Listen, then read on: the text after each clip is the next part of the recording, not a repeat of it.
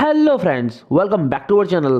तो जैसा कि लास्ट एपिसोड हमने देखा था कि वूज़ो ब्लू फायर केव के बाहर पहुंच चुका था और वहां पर दो गार्ड्स थे जो उसे देखकर उससे पूछते हैं कि आखिर तुम कौन हो और यहाँ क्या कर रहे हो। जिस पर वूज़ो ने बताता है कि वो यहाँ पर अंदर जाने के लिए आया है और उसके पास मैरिट टोकन भी है। इस पर वो दोनों हंसने लगते हैं क्योंकि उन्हें लग रहा था कि वूज़ो उनसे मजाक कर रहा है और वो दोनों उसे वहां से जाने के लिए कहते हैं। ये देखकर वूज़ो समझ जाता है कि दोनों ऐसे नहीं मानने वाले हैं, इसीलिए वो अपना मैरिट टोकन उन्हें दिखाता है। ये देखकर वो दोनों उसे चोर बोलते हुए उस पर अटैक करने के लिए आगे बढ़ जाते हैं। उन्हें लग रहा था कि वूज़ो ने इस मैरिट टोकन को चुराया है, जिस पर वूज़ो उनके एक स्पीयर को अपनी दो फिंगर से रोक लेता है, तो वहीं दूसरे वाले को उसी मैरिट टोकन से रोक देता है और कहता है कि तुमने बिना किसी इन्वेस्टिगेशन को मुझ पर अटैक कर दिया और मुझे चोर भी बोल रहे हो क्योंकि मैं एक न्यू गाय हूँ, मैं यहाँ नया आया हूँ, इसीलिए तुम मुझ पर अटैक कर रहे हो, लेकिन तुम जानते नहीं हो कि तुम्हें इससे कितनी भारी कीमत चुकानी होगी। जिसके बाद वो एक गार्ड को किक मारते हुए दूर फेंक देता है, तो वहीं दूसरे गार्ड को उसी मेरिट टोकन से मारते हुए दूर फेंक देता है। तभी एक गार्ड अंदर जाता है और वहां खड़े कमांडर जो को सारी बात बताता है कि बाहर क्या हो रहा है। इस पर वो कमांडर जो खुद ही बाहर जाकर चेक करने का डिसाइड करते हैं और बाहर जाकर चिल्लाते हुए कहते हैं कि आखिर किसने हिम्मत की जो ब्लू फायर केव के सामने ट्रबल क्रिएट कर रहा है। आखिर तुम कौन हो? लगता है तुम मरने की ज्यादा ही जल्दी है तुम्हें कुछ। कमांडर जो को देखकर वो दोनों गार्ड्स उसके पास जाते हैं और उसे बताते हैं कि इस लड़के ने कहीं से मिलिट्री मेरिट टोकन को चुरा लिया है और ये धीरे से यहाँ केव में घुसने की कोशिश कर रहा था और हमने रोका तो इसने हम पर अटैक कर दिया। तो कमांडर पूछते हैं कि क्या तुम लोग सच कह रहे हो? जिस पर वो दोनों कहते हैं कि अगर आपको हम पर बिलीव नहीं है तो हमारे चेहरे पर बने हुए इन घाव को देखिए। पर कमांडर अपनी स्वॉर्ड निकालते हुए जियानचेन से पूछते हैं कि तुम्हारा नाम क्या है और तुम्हें ये मिलिट्री टोकन कहाँ से मिला? सच सच बताओ, नहीं तो हम तुम्हें सजा देंगे। कमांडर जो अपनी स्वॉर्ड निकाल पाए उससे पहले ही जियानचेन स्पीयर के टूटे हुए टुकड़े को उनकी तरफ फेंकता है, जो कि सीधे जाकर पीछे दीवार में धंस जाता है। ये देखकर उन्हें समझ में नहीं आता है कि आखिर जियानचेन के पास इतनी ज्यादा स्पीड कैसे आई। जिसके बाद जियानचेन उन्हें अपना नाम लिंग जियानचेन बताता है और उसने ही कल के रिक्रूटिंग टेस्ट को भी पास करके फर्स्ट प्राइज को हासिल किया था। ये सुनते ही कमांडर जो के मुंह से सिर्फ एक बात निकलती है, क्या तुम वाकई लेजेंडरी लिंग जियानचेन हो? और जियानचेन का नाम सुनते ही वहां खड़े गार्ड भी उसे पहचान जाते हैं, किसी ने पूरे टेस्ट को बर्बाद किया था। और जो दोनों गार्ड जियानचेन पर अटैक कर रहे थे वो ये देखकर बहुत ज्यादा घबरा जाते हैं और कहते हैं कि हमने किस डीमन से पंगा ले लिया। और कमांडर जो जियानचेन से पूछते हैं कि क्या तुम इन्हें कल के रिक्रूटिंग टेस्ट में यान हाओ को डरा दिया था? जिस पर जियानचेन यस बोलता है। ये सुनकर वो कहता है अच्छा अच्छा, और फिर उसके कंधे को पकड़ते हुए बहुत जोर जोर से हंसने लगता है और कहता है कि वाकई तुमने बहुत अच्छा काम किया, और उसे शाबाशी देते हुए अपना नाम जोउ जेंग बताता है और बताता है कि यान हाओ और वो दोनों आपस में दुश्मन है। और वो यान हाओ के डरने वाली बात को सुनकर बहुत ज्यादा खुश भी होते हैं। इस पर जियानचेन से पूछता है कि क्या अब मैं ब्लू फायर केव के अंदर जा सकता हूँ? जिस पर वो कहते हैं ऑफ कोर्स तुम जा सकते हो। जिसके बाद वो उसे बताते हैं कि 300 मिलिट्री मेरिट पॉइंट्स के साथ तुम 1 घंटे तक अंदर प्रैक्टिस कर सकते हो और तुम्हारे पास 1000 पॉइंट्स है, इसलिए तुम 3 घंटे तक कल्टिवेट कर सकते हो। जिस पर जियानचेन उनकी इन्फॉर्मेशन के लिए उन्हें थैंक यू बोलता है। तो कमांडर जो उन दोनों गार्ड्स को जिन दोनों ने जियानचेन पर अटैक किया था उन दोनों को जियानचेन के हवाले कर देता है। इस पर वो दोनों गार्ड्स जियानचेन के पैरों में गिरकर उससे माफी मांगने लगते हैं और उससे कहते हैं कि अगर तुम कहोगे तो हम कभी कुछ भी नहीं करेंगे और किसी को भी नहीं रोकेंगे, प्लीज इस बार हमें माफ कर दो। जिस पर वो उन्हें जिंदा तो छोड़ देता है, लेकिन उन्हें पनिशमेंट के तौर पर लॉ एनफोर्समेंट टीम के पास जाकर 30 कोड़े खाने के लिए कहता है। जिस पर कमांडर यान हाओ उन दोनों को तुरंत जाकर कोड़े खाने के लिए कहते हैं, जिस पर वो दोनों यस यस करते हुए वहां से भाग जाते हैं। जिसके बाद जियानचेन कमांडर जो उसे परमिशन लेकर कल्टीवेट करने के लिए केव में जाने लगता है। जिस पर कमांडर जो भी उसे गुड लक विश करते हैं और उसे ली युनफेंग को सरपास करने के लिए कहते हैं। इस पर गार्ड्स कहते हैं कि शायद कमांडर को ज्यादा ही भावनाओं में बह रहे हैं, आखिर लिंग जियानचेन ली युनफेंग से ज्यादा पावरफुल कैसे हो सकता है, वो उसे सरपास नहीं कर सकता है। तभी वो जगह पूरी तरीके से हिलने लगती है और ऐसा लग रहा था कि मानो वहां अर्थक्वेक आ गया हो। लेकिन तभी वहां पर एक जाइंट मैन आ जाता है जो वहां पर सभी खड़े लोगों से पूछता है कि जियानचेन कहाँ है। जिस पर कमांडर जो उससे पूछते हैं कि चेन जियांग तुम यहाँ क्या कर रहे हो? जिस पर चेन जियांग अपना बड़ा सा हैमर जमीन पर रखते हुए कहता है कि मेरे यंग मास्टर चेन यान हाओ ने जियानचेन को खत्म करने के लिए कहा है और उसकी स्ट्रेंथ को चेक करने के लिए कहा है, और अगर मैं उसे खत्म कर देता हूं तो मुझे कई सारे रिवॉर्ड्स भी मिलेंगे। जिस पर कमांडर जो उसे बताते हैं कि जियानचेन केव में एंटर कर चुका है और केव के अंदर फाइट करना फॉरबिडन है, इसीलिए तुम यहाँ से वापस चले जाओ। उसे जैसे ये पता लगता है कि जियानचेन केव के अंदर एंटर कर चुका है तो वो वहीं पर बैठ जाता है और जियानचेन का वेट करने का इंतजार करता है, क्योंकि वो हमेशा तो केव के अंदर नहीं रह सकता था। चेन जियांग को वहां देखकर उन्हें बिलीव नहीं होता है कि चेन फैमिली अपना रिवेंज इतनी जल्दी ले रही है और वो इस समय चेन जियांग को वहां से भेज भी नहीं सकते थे, इसीलिए वो प्रे करते हैं कि जियानचेन अंदर से पावरफुल बनकर ही निकले। जिसके बाद हमें ब्लू फायर केव के अंदर दिखाया जाता है जहां पर कई सारे दूसरे लोग भी कल्टीवेट कर रहे थे और जियानचेन यहाँ के स्पिरिचुअल ऑरा को देखकर सोचता है कि ये ऑरा तो काफी ज्यादा स्ट्रांग है, लगता है कि ये लोग सेकंड ग्रेड की स्पिरिचुअल वाइन तक पहुंचने वाले हैं, बट इसके बावजूद भी जियान चैन वहां से स्पीड में आगे बढ़ने लगता है क्योंकि यहाँ का स्पिरिचुअल ऑरा उसके कल्टीवेशन के लिए काफी नहीं था। इसीलिए वो स्पिरिचुअल वायर के और नीचे जाने का तय करता है और अब जियान चैन 3 घंटों के अंदर ही स्पिरिचुअल रैंक के 3rd ग्रेड को ब्रेक थ्रू करने का सोचता है, जिसके बाद उसे किसी भी स्पिरिचुअल रैंक के 7th ग्रेड वाले वॉरियर से भी डरने की जरूरत नहीं रहेगी। जियान चैन को केव के अंदर इतनी स्पीड से जाता देखकर एक लड़का कहता है कि ये लड़का तो केव के अंदर दौड़ रहा है, लगता है इसे स्पिरिचुअल प्रेशर का कोई भी डर नहीं है।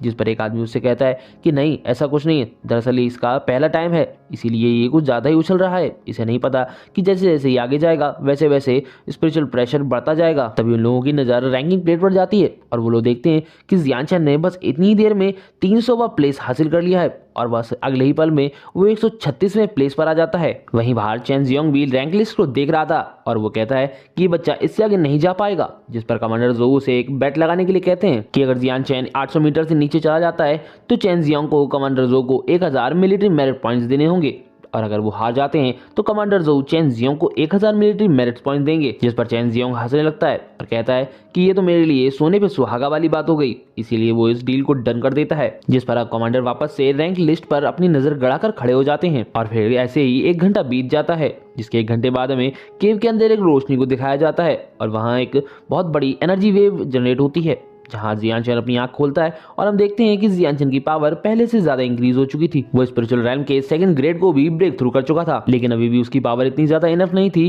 कि 8th ग्रेड वाले चैन टियान हाओ और 9th ग्रेड वाले लियोन फैंग को टक्कर दे सके। इसीलिए वो आगे की प्रैक्टिस और पावरफुल बनने के लिए केव के अंदर जाने लगता है और अब जियान चैन लगातार केव के अंदर जा रहा होता है, इसलिए उसकी रैंक लिस्ट पर रैंकिंग भी बढ़ चुकी होती है और हम देखते हैं कि अब वो 850 मीटर को क्रॉस कर जाता है, जिसे देखकर चैन जियोंग को बिल्कुल भी अच्छा नहीं लगता है और वो सोचता है कि शायद जियान चैन के पास कोई टॉनिक पिल है जिसकी वजह से वो इतनी तेजी से आगे बढ़ रहा है।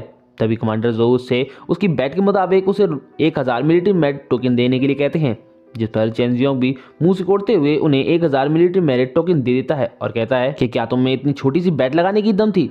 जिस पर कमांडर जोऊ से इसका मतलब पूछते हैं तो वो कहता है कि अगर जियान चैन ने 900 मीटर्स को क्रॉस कर लिया तो उसके हर एक मीटर को क्रॉस करने के लिए मैं आपको 100 मिलिट्री मेरिट पॉइंट्स दूंगा, लेकिन अगर ऐसा नहीं हो पाया तो आपको मुझे 5000 मिलिट्री मेरिट पॉइंट्स देने होंगे, नहीं तो आप यहाँ से जा सकते हैं। चैन जियोंग के चैलेंज करने और उसके प्राइस को इंक्रीज करने पर कमांडर जोऊ को भी मानना पड़ता है क्योंकि उन्हें पूरा बिलीव था कि जियान चैन जीत जाएगा। इसके कुछ देर बाद हम जियान चैन को फिर से केव के अंदर देख पाते हैं जहां वो 860 मीटर्स को भी क्रॉस कर चुका था और वहां का स्पिरिचुअल प्रेशर भी बहुत ज़्यादा था, लेकिन वो इतना ज़्यादा इनफ भी नहीं था कि वो अपनी फिजिकल स्ट्रेंथ को कल्टीवेट कर सके। इसीलिए वो आगे जाने का डिसाइड करता है क्योंकि वो यहाँ रुककर अपनी लिमिट्स को खोना नहीं चाहता था, वो अपनी बॉडी की लिमिट्स तक पहुंचना चाहता था। उसी जगह पर हम एक लड़की को भी कल्टीवेट करता हुआ देख पाते हैं जिसका नाम C2 क्विंगलिन होता है, जिसे हम क्विन कहकर बुलाएंगे और वो जियान चैन को वहां देख लेती है। इसलिए वो उससे कहती है कि तुम 2nd ग्रेड पर होने के बावजूद भी यहाँ तक पहुंच गए, ये तो किसी मिरेकल से कम नहीं है, इसीलिए अब यहाँ से वापस लौट जाओ क्योंकि आगे का स्पिरिचुअल प्रेशर बहुत ज्यादा हाई है और वहां तुम मर सकते हो। जिस पर जियान चैन उसकी इस एडवाइस के लिए उसे थैंक यू बोलता है,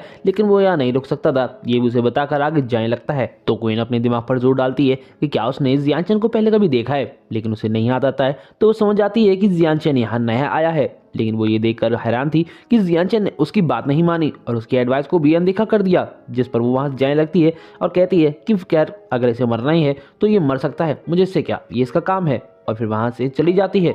लेकिन थोड़ी देर में वो वहां से भागती हुई वापस आ जाती है क्योंकि वो एक काइंड हार्टेड लड़की थी और वो ऐसे किसी भी टैलेंटेड यंग मैन को मरने नहीं देना चाहती थी, इसीलिए वो उसे बचाने के लिए तुरंत वहां पहुंच जाती है। वहां जाकर उसे देखती है कि वहां तो चारों तरफ का सारा और आज जियान चैन ने अपने अंदर सोख लिया है, यानी कि एब्जॉर्ब कर लिया है, और अब जियान चैन आगे अगले लेवल पर प्रमोट भी हो रहा था। और अब जियान चैन का ऑरा इतना ज्यादा पावरफुल था कि शायद उसके सामने कोई भी खड़े होने की हिम्मत भी नहीं कर सकता था। उसका ऑरा इतना ज्यादा पावरफुल था कि क्वीन को भी उसके सामने खड़े होने में दिक्कत आ रही थी। जियान चैन को ब्रेक थ्रू करता देख क्वीन कहती है कि इतने स्पिरिचुअल ऑरा में तो कोई भी मर सकता था, लेकिन इस लड़के ने यहाँ का सारा स्पिरिचुअल ऑरा पूरी तरीके से एब्जॉर्ब कर लिया, जिसकी पावर में लोग मर जाते हैं, ये इसने यहाँ पर कल्टीवेट करके अपने ब्रेक थ्रू कर लिया है। ये तो वाकई सच में एक ट्रू कल्टीवेटर है। तभी जियान चैन का कल्टीवेशन कंप्लीट हो जाता है और वो ब्रेक थ्रू करने में भी कामयाब हो जाता है और हम देखते हैं कि अब वो स्पिरिचुअल रैल्म के 3rd ग्रेड पर पहुंच चुका था। इसके बावजूद भी अभी भी उसके पास 3 घंटे में से काफी समय बाकी था। इसी के साथ हम ब्लू फायर केव के बाहर देखते हैं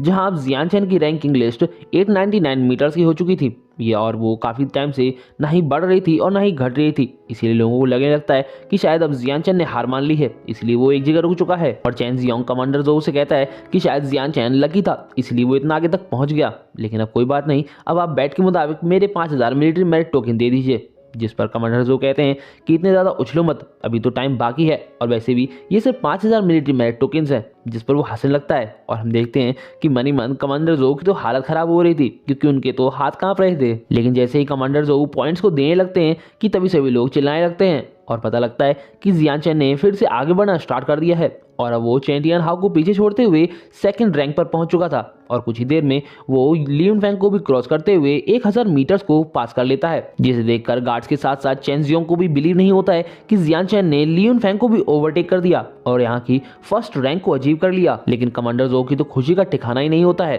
और इसी के साथ ये एपिसोड यही खत्म हो जाता है। तो जैसा कि लास्ट एपिसोड हमने देखा था कि जियान चैन ने लियन फैंग और चैन टियान हाउ को पीछे करते हुए फर्स्ट रैंक को अचीव कर लिया था और अब वो 1000 मीटर्स को क्रॉस कर चुका था। ये देखकर सभी के मुंह खुले के खुले रह जाते हैं। इसलिए अब सिपाही उस आदमी को ढूंढने लगते हैं जिसने ये कहा था कि जियान चैन लियन फैंग को ओवरटेक नहीं कर पाएगा। वहीं चैन जियोंग का मुंह तो अभी खोला हुआ था, क्योंकि अब वो ये सोचने में लगा हुआ था कि अब उसे कितने सारे मेरिट पॉइंट्स कमांडर जो को देने पड़ेंगे। जिस पर कमांडर जो उसे ज्यादा सोचने को मना करते हुए उसे बताते हैं कि तुम्हें मुझे 10,000 मिलिट्री मेरिट पॉइंट्स देने होंगे। अगर आप लोग भूल चुके हैं कि 10,000 मिलिट्री मेरिट पॉइंट्स क्यों दिए जा रहे हैं, तो मैं आपको याद दिला दूं कि इन दोनों के बीच बेट लगी थी कि जियान चैन 1000 मीटर्स को क्रॉस नहीं कर पाएगा और अब चैन जियोंग इस बेट को हार चुका है। इसी के साथ कमांडर जो के गार्ड्स भी उनके लिए बहुत ज्यादा खुश हो रहे थे, लेकिन कमांडर जो तो उन सबसे ज्यादा खुश थे क्योंकि अब वो सच में अमीर बन चुके थे। इसके बाद कमांडर जो वापस से केव के अंदर जाने लगते हैं, जिस पर अब चैन जियोंग चिल्लाते हुए जियान चैन से कहता है कि मैं तुम्हें छोड़ूंगा नहीं, ये सब तुम्हारी वजह से हुआ है, मैं तुम्हारी इस खाल को उतार कर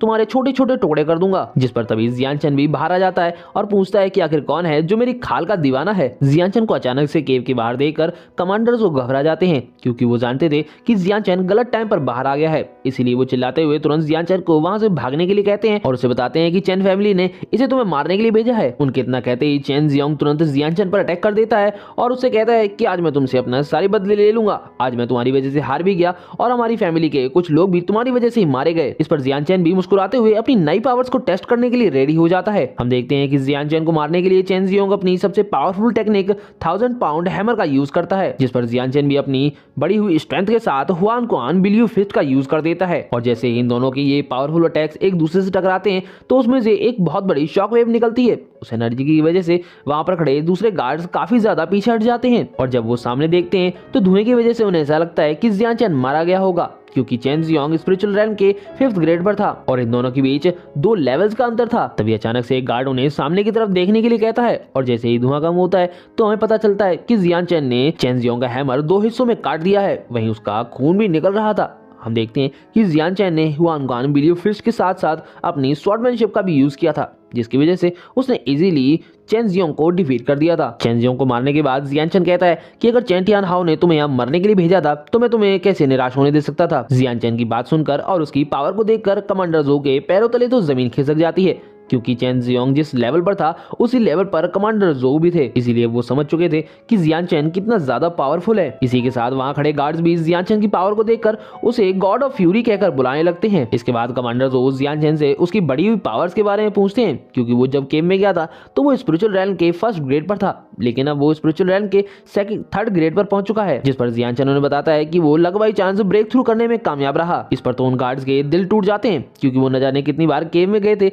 लेकिन उन्हें तो कोई भी प्रॉफिट नहीं हुआ। तभी कमांडर जो अपना माथा पकड़ते हुए कहते हैं कि तुम चाहे कितने भी टैलेंटेड हो लेकिन तुम अब भी प्रॉब्लम में हो। जिस पर वो उसका मतलब पूछता है तो वो बताते हैं कि चैन जियोंग को मारकर तुमने मिलिट्री रेगुलेशंस को तोड़ा है, इसीलिए तुम्हें लॉ के अकॉर्डिंग एग्जीक्यूट किया जाएगा। तभी वहां पर चैन टियान हाउ और लियू जियान फेंग आ जाते हैं। तभी यहाँ पर चैन टियान हाउ और लियू जियान फेंग दोनों आ जाते हैं और वो जियान चैन से कहते हैं कि तुमने ब्लू फायर आर्मी के सोल्जर को मारकर बिल्कुल भी अच्छा नहीं किया, अब तुम्हें सिवियरली पनिश होने से कोई भी नहीं बचा पाएगा। इन दोनों को यहाँ पर देखकर कमांडर जो को बिल्कुल भी अच्छा नहीं लगता है। अब चैन टियान हाउ जियान चैन से कहता है कि तुमने चैन जियोंग को मार दिया, जो कि मिलिट्री रेगुलेशंस के मुताबिक बहुत बड़ा क्राइम होता है, और इस बार तो तुम्हें बचाने के लिए डार्क 11 भी यहाँ पर नहीं है। अब मैं देखता हूँ कि तुम्हारी हेल्प कौन करता है। तो जियान चैन मुस्कुराते हुए कहता है कि जहां तक मुझे याद है यहाँ पर एक और मिलिट्री रेगुलेशन लागू होता है, सेल्फ डिफेंस का। अगर मेरी जिंदगी खतरे में है तो मैं किसी को भी मार सकता हूँ। और वैसे भी चेन जियोंग ने पहले मुझ पर अटैक करके मुझे मारने का ट्राई किया और मैंने बस सेल्फ डिफेंस किया। लेकिन चैन टियान हाओ इस बारे में कुछ भी नहीं जानता था, इसीलिए वो लिू जियानफेंग से पूछता है, बट उसे भी कुछ नहीं पता था। जिस पर कमांडर जो उन दोनों को बताते हैं कि जियान चैन सही कह रहा है और फिर सोचते हैं कि क्या जियान चैन ने अटैक करने से पहले इन सब के बारे में पहले से ही सोच लिया था। तभी चैन टियान हाओ जियान चैन से कहता है कि लेकिन तुम अपनी बात को प्रूव कैसे कर पाओगे। इसी के साथ वो सभी के सामने आते हुए कहता है कि मैंने जियान चैन को चैन जियोंग को मारते हुए देखा, मुझे लगता है कि तुम लोगों ने भी सेम ऐसा ही देखा होगा। तो लिू जियानफेंग भी सभी को डराते हुए कहता है कि झूठ बोलने वालों से मुझे और लिू जियानफेंग को दोनों को सख्त नफरत है, इसीलिए सोच समझ कर बोलना। उसकी इस धमकी को सुनकर सभी गार्ड्स डर जाते हैं, लेकिन वो कुछ नहीं कर सकते थे, इसीलिए वो कह देते हैं कि हमने कुछ भी नहीं देखा। और अब वो गार्ड्स जियान चैन से इन सब के लिए माफी मांगते हैं, क्योंकि वो इन दोनों के साथ लियू जियानफेंग को ऑफेंड नहीं कर सकते थे। इस पर कमांडर जो गुस्सा करते हुए इन दोनों से कहते हैं कि बाकी लोग तुमसे डर गए होंगे, लेकिन मैं तुमसे बिल्कुल भी नहीं डरता हूँ। तो चैन टियान हाओ कमांडर जो से कहता है कि आपको इस तरीके से नहीं बोलना चाहिए, क्या आपको अपनी फैमिली की केयर नहीं है। तो कमांडर जो घबराते हुए उससे पूछते हैं कि तुम कहना क्या चाहते हो। इस पर लियू जियानफेंग कहता है कि मैंने सुना है कि आपकी फैमिली हमारी सिटी में ईस्ट साइड में रहती है और अगर उन्हें कभी भी हेल्प की जरूरत हो तो वो मेरे पास आ सकते हैं। ब्लू फायर सिटी में ऐसा कुछ भी नहीं है जो हमारी फैमिली नहीं कर सकती है। इसी के साथ वो कमांडर जो से फिर से पूछता है कि क्या जियान चैन ने चेन जियोंग पर पहले अटैक किया था या नहीं। इस पर कमांडर जो को पहले तो बहुत ज्यादा गुस्सा आता है, लेकिन अपनी फैमिली का सोचकर वो हार मान जाते हैं और कहते हैं कि मुझे कुछ सही से पता नहीं है, क्योंकि उस टाइम मैं प्रैक्टिस कर रहा था। और इसी के साथ वो मनी मन जियान चैन से माफी मांगते हैं। इस पर अब लिू जियानफेंग जियान चैन को चिढ़ाते हुए कहता है कि अब तो तुम्हारे इनोसेंस होने का कोई भी प्रूफ नहीं रहा। तो जियान चैन कहता है कि अगर तुम्हें अब ऐसा लगता है कि मैं इस मर्डर को एक्सेप्ट कर लूंगा तो तुम गलत हो। और इसी के साथ वो अपनी स्वॉर्ड को बाहर निकाल लेता है और अपने ऑरा को रिलीज करने लगता है। ये देखकर चैन टियान हाओ और लिू जियानफेंग दोनों ही खुश हो जाते हैं और वो भी अपनी ऑरा को बाहर निकालते हुए जियान चैन पर अटैक करने के लिए रेडी हो जाते हैं। अब वो फाइट करें उससे पहले ही कोई वहां आकर उन्हें रोक देता है और हम देखते हैं कि केव के अंदर से कोई और नहीं क्वीन बाहर निकलती है और वो आते ही जियान चैन को इनोसेंट प्रूव कर देती है। क्वीन को वहां देखकर लिू जियानफेंग और चैन टियान हाओ के तोते उड़ जाते हैं, क्योंकि क्वीन यहाँ के लॉर्ड की बेटी होती है और उसे देखते ही जियान चैन भी उसे पहचान जाता है कि ये तो वही लड़की है जो उसे केव में मिली थी। तभी क्वीन इन दोनों के पास जाती है और कहती है कि मैंने देखा था कि चैन जियोंग ने सबसे पहले जियान चैन पर अटैक किया और जियान चैन तो बस सेल्फ डिफेंस कर रहा था, और अगर तुम लोगों ने इसे हरास करना बंद नहीं किया तो मुझे अपने भाई को बुलाना पड़ेगा। वहीं क्वीन को जियान चैन की साइड लेता हुआ देखकर लोगों को लगता है कि शायद जियान चैन क्वीन को पहले से ही जानता था। वहीं क्वीन की धमकी के बाद ये दोनों समझ चुके थे कि यहाँ पर अब उनकी दाल और ज्यादा नहीं गलेगी, इसीलिए वो कहते हैं कि शायद हमें कोई गलतफहमी हो गई थी। तो क्वीन गुस्सा करते हुए कहती है कि अगर तुम्हें अच्छे से समझ में आ चुका है ये सब तुम्हारी गलती है तो यहाँ से खिसक लो। इस पर लिू जियानफेंग वहां से जाते हुए जियान चैन से कहता है कि इस बार तुम लकी थे इसलिए बच गए, लेकिन अगली बार नहीं बचोगे। जिसके बाद वो वहां से चला जाता है। वहीं चैन टियान हाओ का अब भी मन नहीं भरा था, इसीलिए वो जियान चैन को अगले 2 महीने बाद होने वाले मार्शल आर्ट कंपटीशन के लिए चैलेंज करता है, लेकिन क्वीन जियान चैन को प्रॉमिस करने के लिए मना करती है। इसके बावजूद भी जियान चैन उसके इस चैलेंज को एक्सेप्ट कर लेता है। इस पर क्वीन जियान चैन को बताती है कि चैन टियान हाओ बहुत ही जल्द स्पिरिचुअल रैल्म के 9th ग्रेड पर पहुंचने वाला है, लेकिन जियान चैन उसकी बात पर ध्यान न देते हुए चैन टियान हाओ से कहता है कि मार्शल आर्ट कॉम्पिटिशन में आने से पहले अपने लिए कफन जरूर तैयार कर लेना। इस पर वो जियान चैन की बात पर जोर जोर से हंसने लगता है, जिसके बाद ये दोनों एक दूसरे को घूर घूर के देखने लगते हैं। जिसके बाद चैन टियान हाओ वहां से चला जाता है। उसके वहां से जाने के बाद जियान चैन का ध्यान अब क्वीन की तरफ जाता है, जो उस पर नाराज हो रही थी क्योंकि उसने उसकी बात बिल्कुल भी नहीं सुनी थी। इसलिए अब जियान चैन उसके सिर पे हाथ फेरते हुए कहता है कि मुझे इस तरीके से परेशान करना बंद करो। जिसके बाद वो उसे उसकी हेल्प के लिए थैंक यू बोलता है और कहता है कि अगर मेरे लिए फ्यूचर में तुम्हारे पास कोई भी काम हो तो मैं उसके लिए हमेशा रेडी रहूंगा। जिसके तुरंत बाद वो वहां से चला जाता है। उसके वहां से जाते ही क्वीन का रिएक्शन कुछ ऐसा होता है क्योंकि उसका सिर उसके भाई और उसके फादर के अलावा कोई नहीं टच कर सकता था, और गार्ड्स भी ये देखकर हैरान थे कि जियान चैन के टच करने के बावजूद भी क्वीन ने उसे रेजिस्ट नहीं किया। इसीलिए वो कहते हैं कि वाकई जियान चैन तो गॉड ऑफ फ्यूरी कहलाने के लायक है। इसी के साथ ये सीन यही कट हो जाता है।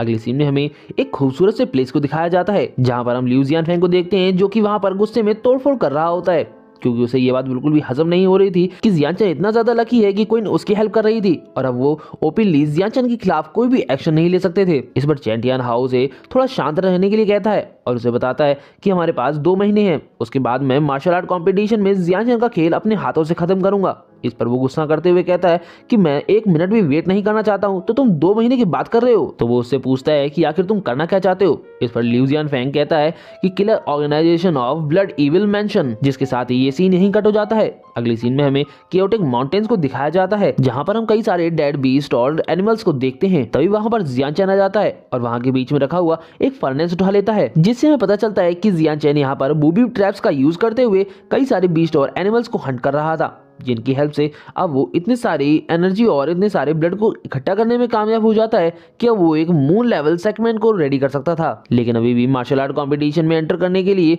उसे सन लेवल का सेगमेंट चाहिए था। इसीलिए वो सोचता है कि जल्द से जल्द उसे कोई और रास्ता ढूंढना होगा, क्योंकि अगर वो ब्लू फायर केव की हेल्प से अपनी पावर्स को इंक्रीज करेगा तो उसमें तो उसे काफी टाइम लग जाएगा, जिसके लिए उसे कई हजार मिलिट्री मेरिट पॉइंट्स की भी जरूरत पड़ने वाली थी।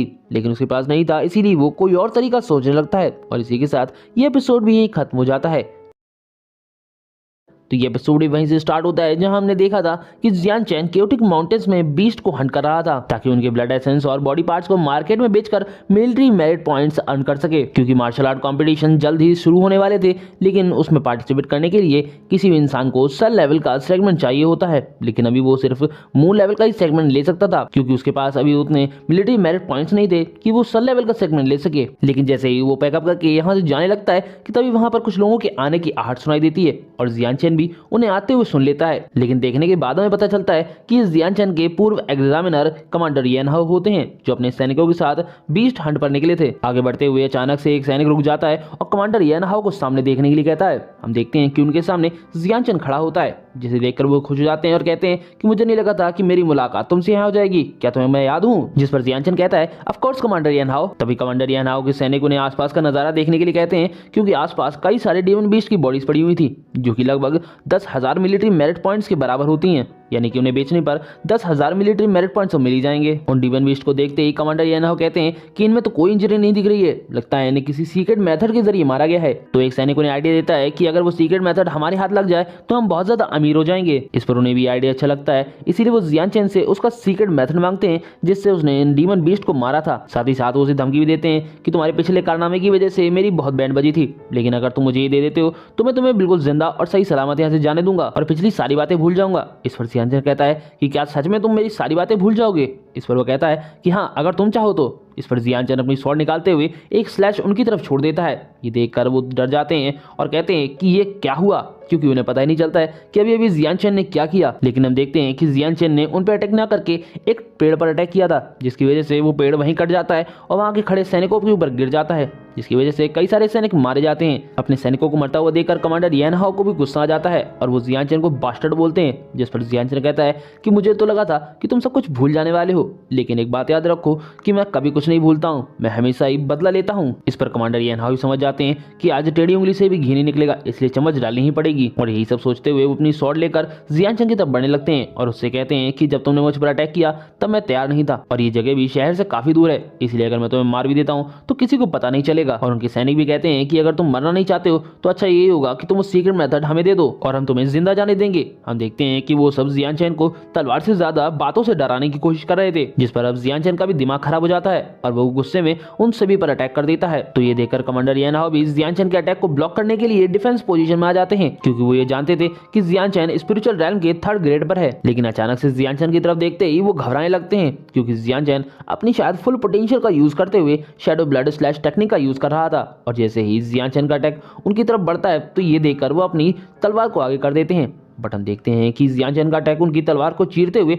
उनको भी चीर जाता है और हम देखते हैं कि वो जमीन पर धड़ाम से गिर जाते हैं, जिसकी वजह से वहां एक धमाका होता है। और जैसे ही धुआं हटता है तो सैनिक ये देखकर समझ नहीं पाते हैं कि उन्हें अपनी आंखों पर बिलीव करना भी चाहिए या नहीं, क्योंकि जियान चैन के सिर्फ एक ही अटैक से कमांडर येन हाओ के 2 टुकड़े हो चुके थे और वो जियान चैन के एक अटैक तक को ब्लॉक नहीं कर पाए। ये देखकर सभी लोग मॉन्स्टर मॉन्स्टर चिल्लाते हुए वहां से भागने लगते हैं, जिस पर हमारा जियान चैन भी उन्हें एस्केप नहीं करने देता है और उन पर अपने शैडो ब्लड स्लैश की एक टेक्निक का यूज करते हुए उन पर अटैक कर देता है, जिसकी वजह से वो एक ही बार में सबके सब खत्म हो जाते हैं। जिसके बाद जियान चैन अपनी स्वॉर्ड को वापस रखते हुए कहता है कि जो भी मारने आएगा वो मारा जाएगा। जिसके बाद ये सीन कट करके हमें सीधे ब्लू फायर आर्मी कैंप में दिखाया जाता है, जहां हम एक जगह कुछ लोगों को देखते हैं जो कि डीमन बीस्ट हंटिंग मिशन को लेने के लिए आए थे। लेकिन वो लोग देखकर हैरान हो जाते हैं कि वहां के सारे डीमन बीस्ट हंटिंग मिशंस पहले ही ले लिए गए हैं। इस पर एक आदमी कहता है कि हो सकता है मिलिट्री के कुछ स्ट्रॉन्ग वॉरियर्स साथ मिलकर ये सारी मिशंस कंप्लीट कर रहे हो ताकि वो मिलिट्री मेरिट पॉइंट्स को अर्न कर सकें। जिस पर दूसरा आदमी भी हाँ कहता है, क्योंकि वो भी ये नहीं मानना चाहता था कि कोई अकेला इंसान इन सारे मिशंस को कंप्लीट कर सकता है। तभी हम वहां पर जियान चैन को आते हुए देखते हैं, जो कि वहां आते ही सीधे एक बैग फेंकता है, जिसे वहां पर रिसेप्शन में बैठी हुई लड़की देखकर हैरान हो जाती है और कहती है इतने सारे मटेरियल्स, इतनी सारी चीजें। वो हैरान इसीलिए होती है क्योंकि जियान चैन ने अकेले ही सारे हंटिंग मिशंस को कंप्लीट कर दिया था और उनके अकॉर्डिंग सभी कलेक्टिबल आइटम्स को ले आया था। और मिशन लेने आए हुए लोग भी ये देखकर हैरान हो जाते हैं कि जियांचन ने अकेले इतने सारे डेमन बीस्ट को खत्म कर दिया। तभी जियांचन उसे ओ लेवल सेगमेंट वापस करते हुए कहता है कि इतने मिशन थे मैंने वो कंप्लीट कर दी हैं और इनसे जो भी मिलिट्री प्लैनेट पॉइंट्स होते हैं उससे अब मैं आराम से मून लेवल सेगमेंट तक प्रमोट हो सकता हूँ। इस पर रिसेप्शन वाली लड़की भी उसके अच्छे क्वालिटी वाले मटेरियल्स को देखने के बाद उसे मून लेवल सेगमेंट दे देती है, जिस पर जियांचन भी मून लेवल सेगमेंट को लेते हुए उसे थैंक यू बोलता है। इसके बाद वो लड़की जियांचन से पूछती है कि क्या आपको और भी कुछ चाहिए, जिस पर जियांचन पीछे बोर्ड की तरफ इशारा करते हुए ब्लड डिवाइन सेक्ट को सप्रेस करने का टास्क ले लेता है। इसके कुछ देर बाद हमें जियांचन को सीधे हर्ब हॉल के सामने दिखाया जाता है, क्योंकि वो यहाँ पर कुछ हर्ब्स को कलेक्ट करने के लिए आया था ताकि उसकी हेल्प से वो अपने लिए कुछ पिल्स और कुछ पोशंस को बना सके, क्योंकि उसका ये अगला मिशन बहुत ही ज्यादा डेंजरस हो सकता था। इसीलिए वो पिल्स और पोशंस की हेल्प से अपनी स्ट्रेंथ को बढ़ाना चाहता था। अब जैसे ही जियांचन हर्ब हॉल में एंटर करता है तो एक गार्ड उसे पहचान जाता है कि ये तो मिस्टर लिंग जियांचन है, इसीलिए वो उसे रिस्पेक्ट देते हुए उसके आने की वजह पूछता है, जिस पर जियांचन उसे एक लिस्ट देते हुए उन सभी हर्ब्स को प्रिपेयर करने के लिए बोलता है और कहता है कि जब ये तैयार हो जाए तब तुम मुझे बता देना। जिसके बाद जियांचन हर्ब हॉल में घूमने के लिए अंदर चला जाता है। तभी एक सर्वेंट लिस्ट लेने वाले उस सर्वेंट से पूछता है कि आखिर ये लड़का किस बड़ी फैमिली से है जो मैंने इसे पहले नहीं देखा। इस पर वो उसे धीरे बोलने को कहते हुए उसे बताता है कि बड़ी फैमिली के बच्चे भी इनके सामने कंपेरेबल नहीं है। इसके साथ ही वो उसे बताता है कि लास्ट टाइम इन्होंने ही फर्स्ट फ्लोर के हर्ब हॉल को डिस्ट्रॉय कर दिया था, उसके बावजूद भी यहाँ से सेफली चले गए थे और हमारे लीडर ने भी इनके आने पर इन्हें स्पेशली ट्रेड करने के लिए कहा है। इधर हम जियांचन को भी देखते हैं जो कि चलते चलते अचानक रुक जाता है और उसे सामने साइड क्यान ड्रैगन वुड दिखाई देती है। ये देखकर वो सोचने लगता है कि जब मैं प्रीवियस लाइफ में डिवाइन रेल में था तब मैं 5 एलिमेंट ट्रेजर बना रहा था, लेकिन 10,000 सालों तक ढूंढने के बाद भी मुझे वुड नहीं मिली थी, तो फिर ये वैल्यूएबल मटेरियल अब मॉर्टल वर्ल्ड में क्या कर रहा है। इसलिए वो तुरंत ही वहां पर खड़े एक सर्वेंट से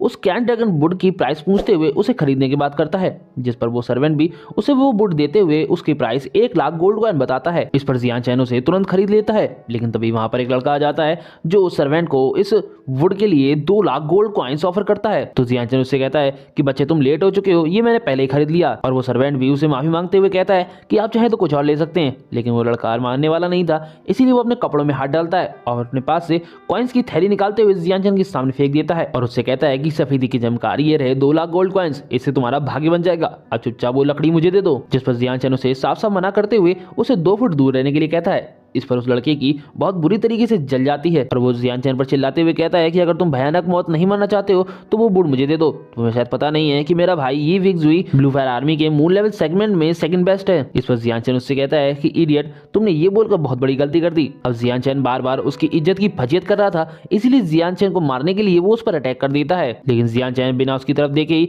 उसके पंच को अपने हाथ से रोक देता है। इस पर लड़का भी समझ जाता है कि अब मैं पिटने वाला हूँ। तभी जियांचन कहता है कि मैं शांति से बस कुछ हर्ब्स लेना चाहता था, लेकिन पता नहीं बास्टर्ड हमेशा मुझे कैसे ढूंढ लेते हैं। और फिर उस लड़के से पूछता है कि मैं तुम्हें कैसा दिख रहा हूँ और हम देखते हैं कि वो उसका कस के हाथ दबाए जा रहा था। इस पर वो लड़का रोते हुए चिल्लाता है और कहता है कि मैं गलत था, तुम तो हीरो लग रहे हो हीरो, प्लीज मुझे जाने दो। लेकिन हम देखते हैं कि जियांचन उसकी अच्छे से धुनाई कर देता है, जिस पर वहां खड़ा सर्वेंट भी उसकी कुटाई को देखकर मजे ले रहा था। उस लड़के को कूटने के बाद जियांचन वहां से सीटी बजाते हुए चला जाता है। हम देखते हैं कि उसे छोड़ने के लिए वहां का सर्वेंट भी आया हुआ था। इसके बाद जब वो सर्वेंट उस लड़के की तरफ देखता है तो हम देखते हैं कि उसकी हालत बहुत बुरी थी और वहां पर खड़े लोग भी ये कह रहे थे कि इसका तो क्योर भी नहीं हो सकता है, अब ये तो मरने के सिवाय और किसी चीज का वेट नहीं कर सकता है। जिसके बाद ये एपिसोड यहीं खत्म हो जाता है। एपिसोड 37 की स्टार्टिंग में हम देखते हैं कि जियांचन एक पहाड़ी पर बैठकर कल्टीवेट कर रहा है। तभी वो अपनी आंखें खोलता है और हम देखते हैं कि वो एक ब्रेक थ्रू करने वाला था, जिसकी वजह से उसके आसपास बहुत ही ज्यादा इंटेंस ऑरा आ जाता है और ये ऑरा काफी दूर तक जा रहा था, यानी कि उसके अंदर से निकलने वाला ऑरा वेव्स के रूप में काफी दूर तक फैल रहा था। जिसके तुरंत बाद वो अपनी एनर्जी को कंट्रोल करते हुए अपने ब्रेक थ्रू को कंप्लीट कर लेता है। अगले लेवल पर ब्रेक थ्रू करने के लिए जियांचन ने वर्चुअल स्पिरिट डैन पिल्स का पूरा बैच ही स्वेलो कर लिया था, जिसकी वजह से वो सिर्फ एक ही दिन में स्पिरिचुअल रैल्म के 4th ग्रेड को ब्रेक थ्रू करने में कामयाब रहा। अब ब्रेक थ्रू करने के बाद जियांचन ब्लड डिवाइन सेक्ट को सप्रेस करने वाले मिशन पर चला जाता है। फिर अगले सीन में हमें इस समुद्र में एक जहाज को दिखाया जाता है जिसके कैप्टन का नाम एलवी मैंग होता है, जिसे हम कमांडर मैंग कहेंगे। कमांडर मैंग वहां आए सभी लोगों को बताते हैं कि ब्लड डिवाइन सेक्ट के दरिंदों को खत्म करने के लिए हम स्कल आइलैंड पर जा रहे हैं, जहां के पास मिलिट्री मेरिट पॉइंट अर्न करने का एक अच्छी अपॉर्चुनिटी होगी। स्पिरिचुअल रैल्म के 1st ग्रेड वाले दरिंदों को मारने पर 100 मिलिट्री मेरिट पॉइंट्स मिलेंगे और 2nd ग्रेड वाले को मारने पर 200 मिलिट्री मेरिट पॉइंट्स मिलेंगे। जिसके बाद वो लंबे चौड़े भाषण देने लगते हैं। उनके भाषणों को सुनने के बाद सारे सैनिक फाइट के लिए रेडी हो जाते हैं। वहीं पर हम जियांचन को भी देख पाते हैं जो कि सिर्फ इसी बात के बारे में सोच रहा था कि वो जल्द से जल्द इस मिशन को कंप्लीट करके अपने सन लेवल सेगमेंट को हासिल कर सके, ताकि वो easily military martial art competition में भी पार्टिसिपेट कर पाए। तभी उसके पास अचानक से ही 2 लोग आ जाते हैं जो उससे कहते हैं कि तुम मिलिट्री मेरिट पॉइंट्स कमाने के सपने मत देखो, तुम तो बस ये सोचो कि तुम वहां सर्वाइव कैसे करोगे। तो जियान चैन उन सलाह देने वालों से उनके बारे में पूछता है, जिस पर वो अपने नाम चैन टियान ही और यी फिक्जुई बताते हैं। चैन टियान ही चैन टियान यू का भाई होता है और ये फिक्जुई उस लड़के का कजन होता है जिसकी कल जियान चैन ने हर बहुत में पिटाई कर दी थी, और ये दोनों ही अपने भाइयों का बदला लेने के लिए आए थे। उन दोनों की बात को सुनकर वहां पर खड़े लोग आपस में बात करने लगते हैं कि जियान चैन ने बहुत बड़ी गलती कर दी है इन लोगों को ऑफेंड करके। इससे अच्छा जियान चैन को ये मिशन गिव अप कर देना चाहिए और कहीं जाकर छिप जाना चाहिए। इस पर अब ये दोनों भी जियान चैन को धमकाते हुए कहते हैं कि तुम्हें अब भागने का कोई भी मौका नहीं मिलेगा, चाहे तुम कहीं भी छुप जाओ, हम दोनों तुम्हें ढूंढ कर खत्म कर देंगे। इस पर अब जियान चैन बस इसकी तरफ एक बार देख लेता है, जिस पर ये फिक्जुई की तो हालत खराब हो जाती है और वो पसीना पसीना हो जाता है। इस पर अब जियान चैन इन दोनों को धमकी देते हुए कहता है कि तुम दोनों मुझे मारना चाहते थे, लेकिन अब तुम मेरे हाथों से मरने का इंतजार करो। जिसके बाद वो ज्यादा बारिश होने की वजह से जहाज के अंदर चला जाता है। उसके वहां से जाते ही ये फिक्जुई नाक से कोड़ते हुए कहता है कि मैं तुम्हें छोड़ूंगा नहीं, मैं तुम्हें ढूंढ कर बहुत बुरी मौत दूंगा। इस पर अब चैन टियान ही उसे शांत करते हुए बताता है कि हम कमांडर मैंग को स्पेशल वाला मिठाई का डिब्बा दे देंगे, जिसके बाद वो हमें जियान चैन की लोकेशन बता देंगे, इसीलिए तुम ज्यादा लोड मत लो, आज तो जियान चैन किसी भी हालत में मर के ही रहेगा। इसके कुछ देर बाद हमें स्कल आइलैंड को दिखाया जाता है, जहां पर जियान चैन ब्लड डिवाइन सेक्ट के लोगों से फाइट कर रहा था और एक एक करके वो लगातार सभी को मारता जा रहा था। और फिर उस एरिया के सभी लोगों को मारने के बाद वो ये देखता है कि वहां पर लोगों का मीट पकाया जा रहा था, यानी कि ब्लड डिवाइन सेक्ट के लोग कोई इंसान नहीं बीस्ट थे, क्योंकि वो जिंदा इंसानों को ही पका रहे थे, इसीलिए लोग इन्हें दरिंदा भी कहते हैं। तभी हम देखते हैं कि जियान चैन की तरफ एक अटैक आता है, लेकिन जियान चैन उस अटैक को पहले ही देख लेता है और अपनी गर्दन को तिरछी करते हुए उस अटैक को डॉच कर जाता है। हम देखते हैं कि वो अटैक किसी भाले से किया गया था, इसीलिए जियान चैन उस तरफ देखता है जिस तरफ से अटैक आया था, जहां पर जियान चैन को एक आदमी दिखता है जिसके पास कई सारे भाले होते हैं, और उसे देखकर जियान चैन समझ जाता है कि इसे ही उसका शिकार करने के लिए भेजा गया है। तभी वो आदमी जियान चैन से कहता है कि तुम मेरे फ्लाइंग स्पीयर को डॉच कर गए, इसका मतलब तुम इतने वीक नहीं हो। तो जियान चैन उससे पूछता है कि क्या तुम्हें यी फिक्जुई और चैन टियान ही नहीं यहाँ भेजा है, जिस पर वो जियान चैन को बताता है कि चैन फैमिली, लियू फैमिली और यी फिक्जुई ने तुम्हारे ऊपर 50,000 मिलिट्री मेरिट पॉइंट्स का इनाम रखा है और तुम्हें मारने वाले को वो इनाम मिलने वाला है। लेकिन हम देखते हैं कि जियान चैन को इस बात से कोई फर्क नहीं पड़ता है, क्योंकि उसने उन लोगों से कुछ इसी टाइप का एक्सपेक्ट किया था। तभी वो आदमी जियान चैन पर अटैक करने के लिए उसकी तरफ बढ़ने लगता है और कहता है कि आज तो मेरा लक चमकने वाला है, जिस पर जियान चैन भी स्माइल करते हुए अपनी स्वॉर्ड को बाहर निकाल लेता है और उसकी तरफ तानते हुए कहता है कि चलो देखते हैं आज तुम्हारा लक अच्छा है या मेरा लक अच्छा है। इस पर वो हंसते हुए जियान चैन से कहता है कि मेरा नाम लिंसी है और लोग मुझे फ्लाइंग स्पीयर एक्सपर्ट कहते हैं, और तुम्हें ये लगता है कि मैं तुम्हें नहीं मार पाऊंगा। उसकी बात को सुनकर जियान चैन अपनी स्वॉर्ड को वहीं जमीन पर गाड़ देता है और उससे फिंगर दिखाते हुए कहता है कि अच्छा बेटा आजा, मैं तुझे एक चांस देता हूँ, मैं हथियार नहीं उठाऊंगा, तू मुझ पर अटैक करके दिखा।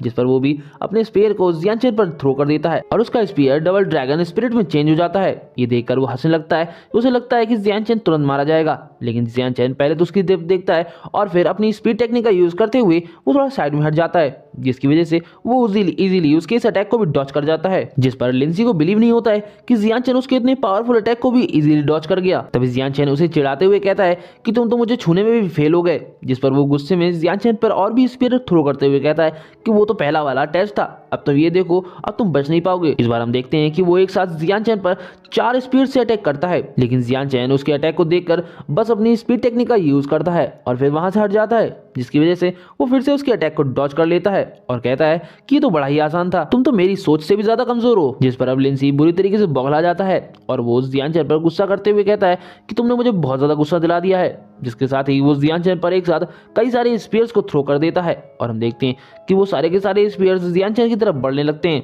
ये देखकर जियान चैन अपनी शैडो ब्लड किल स्लैश का यूज करने का डिसाइड करता है, लेकिन वो डॉच भी करने का डिसाइड करता है, जिसके साथ ही ये एपिसोड यहीं खत्म हो जाता है। तो जैसा कि लास्ट एपिसोड हमने देखा था कि स्कल आइलैंड पर लिंसी नाम का एक आदमी जियान चैन पर अटैक करने लगता है, क्योंकि चैन फैमिली, लियू फैमिली और ये फिक्जी ने मिलकर जियान चैन के खिलाफ एक डेथ वारंट इशू किया था, जिसमें जियान चैन को मारने वाले को 50,000 military merit points as a reward दिया जाएगा। इसीलिए लिंसी जियान चैन पर अटैक करता है, लेकिन हम देखते हैं कि जियान चैन हर बार उसके अटैक को इजीली डॉच कर जाता है। ये देखकर लिंसी का पारा एकदम हाई हो जाता है और वो अपने स्पीयर अनलिमिटेड अमाउंट में थ्रो कर देता है। इस पर जियान चैन मुस्कुराने लगता है और हम देखते हैं कि वो इन्हें इजीली डॉच कर जाता है, लेकिन ये बात लिंसी को पता नहीं चलती है। उसे लगता है कि जियान चैन इस धमाके में मारा गया होगा और वो खुश होने लगता है और जियान चैन को कहने लगता है कि तुम चाहे दुनिया में कहीं भी छुप जाओ, मुझसे कभी नहीं बच पाओगे। जब भी याद रखना, अगर तुम किसी मेरे जैसे को भड़काते हो तो तुम्हें मौत ही मिलेगी। तभी जियान चैन उसके पीछे प्रकट हो जाता है और उससे कहता है, हेलो ब्रदर, क्या कर रहे हो। उसे वहां देखकर लिंसी बहुत ज्यादा घबरा जाता है और उसे विश्वास नहीं होता है कि जियान चैन उसके इस अटैक से बच गया। तभी जियान चैन उसे लात मारकर नीचे पहाड़ी से गिरा देता है और फिर खुद भी वहां से जंप करते हुए कहता है कि तुम जैसे लोग अगर मुझे मारने भी आते हैं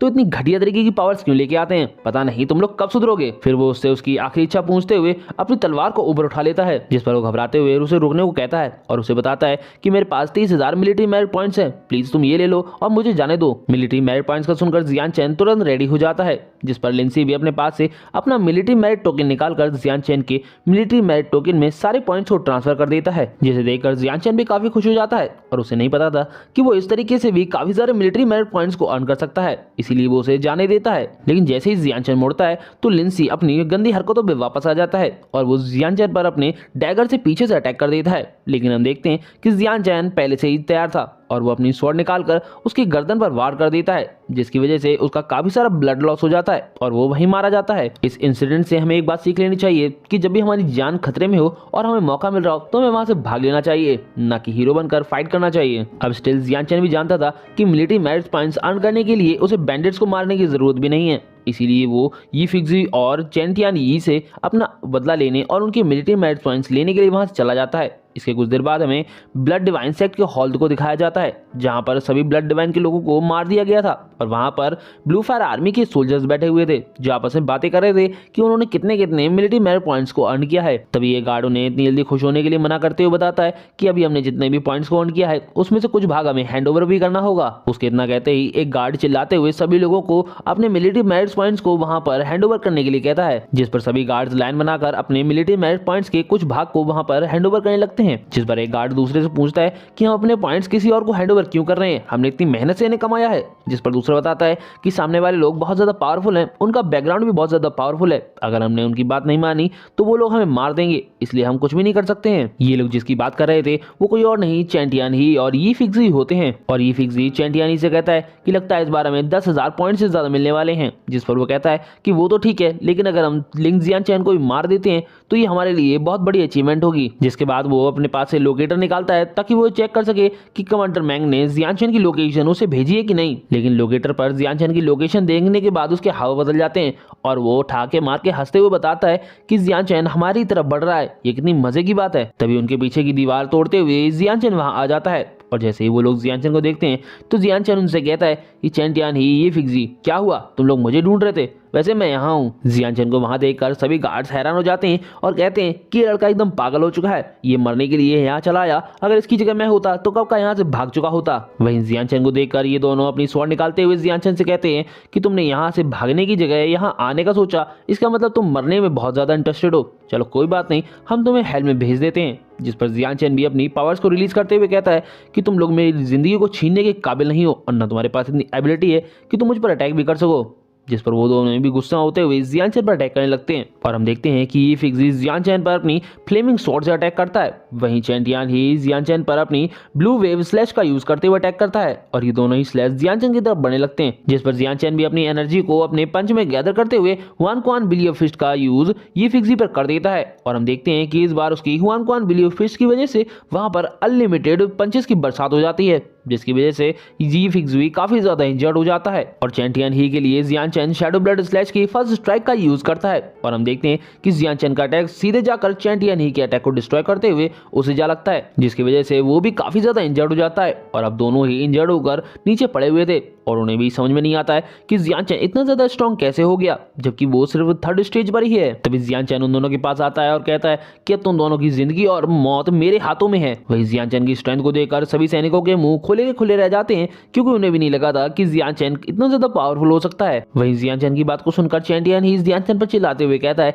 कि तुमने हमें हरा दिया है, इसका मतलब ये नहीं है कि तुम हमारे साथ कुछ भी कर सकते हो, तुम जो ये आसपास लोग देख रहे हो ये सभी ब्लू फायर आर्मी के सोल्जर हैं, यानी कि मेरे सोल्जर हैं, मेरे एक ऑर्डर पे ही ये तुम्हें खत्म कर देंगे। वो ये बात जियान चैन की तरफ फिंगर करके कर रहा था, इसलिए जियान चैन अपनी स्वॉर्ड से उसका हाथ काट देता है। ये देखकर वो चिल्लाता रह जाता है मेरा हाथ मेरा हाथ, लेकिन जियान चैन इतने में ही नहीं रुकता है बल्कि वो उस पर अटैक करते हुए कहता है कि मुझे उंगली दिखाने की तुम्हारी हिम्मत कैसे हुई। जिस पर वो गिड़गिड़ाते हुए जियान चैन से माफी मांगने लगता है, लेकिन तब तक जियान चैन अपनी स्वॉर्ड को उसके आर पार कर देता है और अपनी स्वॉर्ड को जैसे ही वो निकालता है उसी के साथ वो उसके प्राण भी निकाल लेता है, जिसके साथ ही वो अपने मर्डरस ऑरा को फैलाते हुए कहता है कि जिसने भी मुझ पर अटैक करने की या मुझे डराने की कोशिश की वो मेरे हाथों से मारा जाएगा। और ये बात अच्छे से याद रखना। जियान चैन की वार्निंग को सुनने के बाद सारे के सारे गार्ड्स घबरा जाते हैं और वो सोचने लगते हैं कि जियान चैन इतना ज्यादा पावरफुल है कि अगर हम एक साथ भी अटैक कर दें तो भी हम उसका कुछ नहीं बिगाड़ पाएंगे। जिस पर दूसरा गार्ड कहता है कि मैं वापस जाने के बाद चैंटिया नहीं के बारे में कुछ भी नहीं बताऊंगा, वैसे भी उसने साथ हमारे साथ कौन सा ये अच्छा ट्रीट किया है। इधर चैंटिया नहीं की मौत को देखकर ये फिक्सी डर के मारे अपने पैंट में ही टॉयलेट कर रहता है। अब वो भी अपना हाल ये फिक्सी की तरह नहीं करवाना चाहता था, इसीलिए वो जियान चैन से जल्द माफी मांगने का सोचता है कि शायद वो उस पर दया करके उसे जाने दे।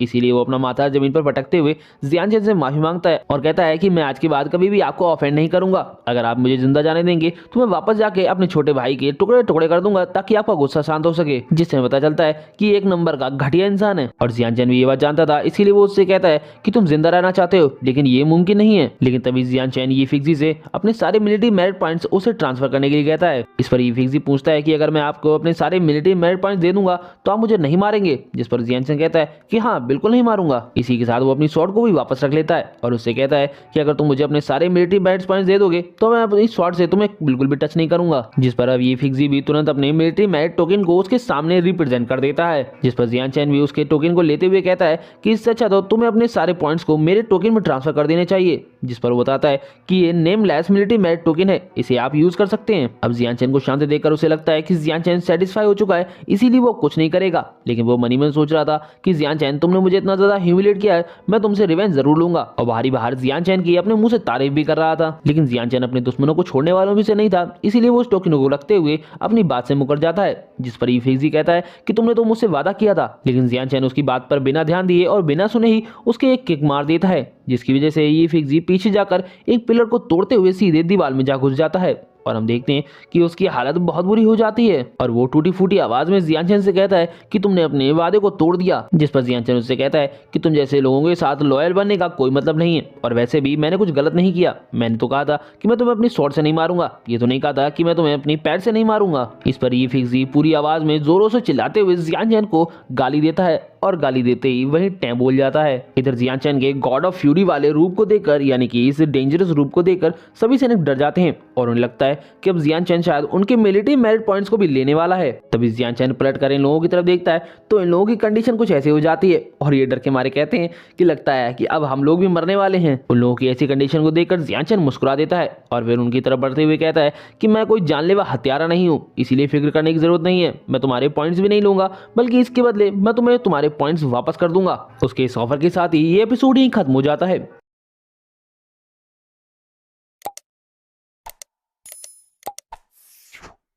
Hello friends, welcome back to our channel. तो जैसा कि लास्ट एपिसोड हमने देखा था कि वूजो ने चैंटियान ही और ये फिक्सी को एक अटैक से खत्म कर दिया था। ये देखकर सभी गार्ड्स डर जाते हैं और उन्हें लगता है कि शायद वूजो भी उनके साथ यही करेगा। तभी वूजो जैसे ही उनकी तरफ देखता है तो ये देखकर वो पसीना पसीना हो जाते हैं। उन्हें लगता है कि अब उनका भी टाइम आ गया।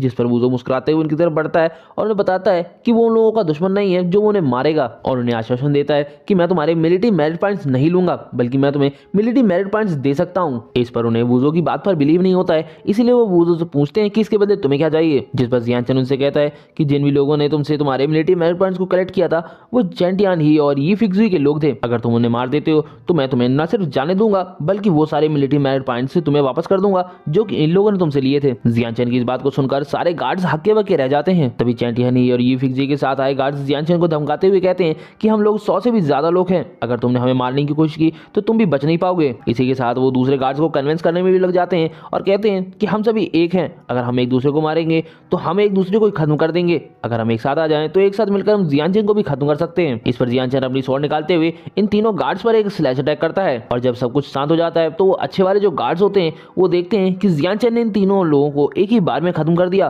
और वो समझ जाते हैं कि जियान चैन उनसे मजाक नहीं कर रहा है, वो इन्हें खत्म भी कर सकता है। जियान चैन ने इन लोगों को इसीलिए मारा था क्योंकि इनमें से एक गार्ड जियान चैन की तरफ फिंगर पॉइंट करके उसे धमका रहा था। इसके बाद जियान चैन अपनी स्वॉर्ड को उन गार्ड्स की तरफ पॉइंट करते हुए कहता है कि जल्दी से कोई डिसीजन लो। जिस पर वो मैं करने लगते हैं तो जियान चैन उनसे कहता है कि मुझे गुस्सा मत दिलाओ, मैं तुमसे बार बार नहीं कहूंगा। जिस पर वो भी मजबूरी में एक दूसरे से पूछते हैं कि हमें क्या करना चाहिए। जिस पर एक गार्ड उनसे कहता है कि अब हमारे पास कोई चॉइस नहीं है, लेकिन जियान चैन जो कह रहा है हमें वही करना होगा। जिस पर सारे गार्ड्स चैंटियान यू और ये फिक्सी तेजी के साथ आए गार्ड्स को घेर लेते हैं। तो वो गार्ड्स उन सभी गार्ड्स को कन्विंस करने की कोशिश करते हैं कि वो उन्हें ना मारे, लेकिन वो गार्ड्स उनकी नहीं सुनते हैं क्योंकि उन्हें भी अपनी जिंदगी को बचाना था। इसीलिए वो किसी और बात की फिक्र ना करते हुए सीधे इन गार्ड्स को मारने के लिए अटैक करने लगते हैं। उनमें पहले से ही काफी गुस्सा इनके खिलाफ भरा हुआ था क्योंकि ये लोग हर बार उनके मिलिट्री मेरिट पॉइंट्स ले लेते थे, इसलिए वो उनको जिंदा ना छोड़ने का कहते हुए सीधे इन पर अटैक करने लगते हैं और एक एक करके सभी गार्ड्स को मारने लगते हैं। ये लोग अपना बचाव करें उससे पहले ही ये सारे के सारे गार्ड्स मारे जाते हैं। वहीं जियानचैन खड़ा खड़ा बस मुस्कुरा रहा था क्योंकि उसने एक तीर से 2 निशाने लगा लिए थे। जियानचैन अच्छे से ये जानता था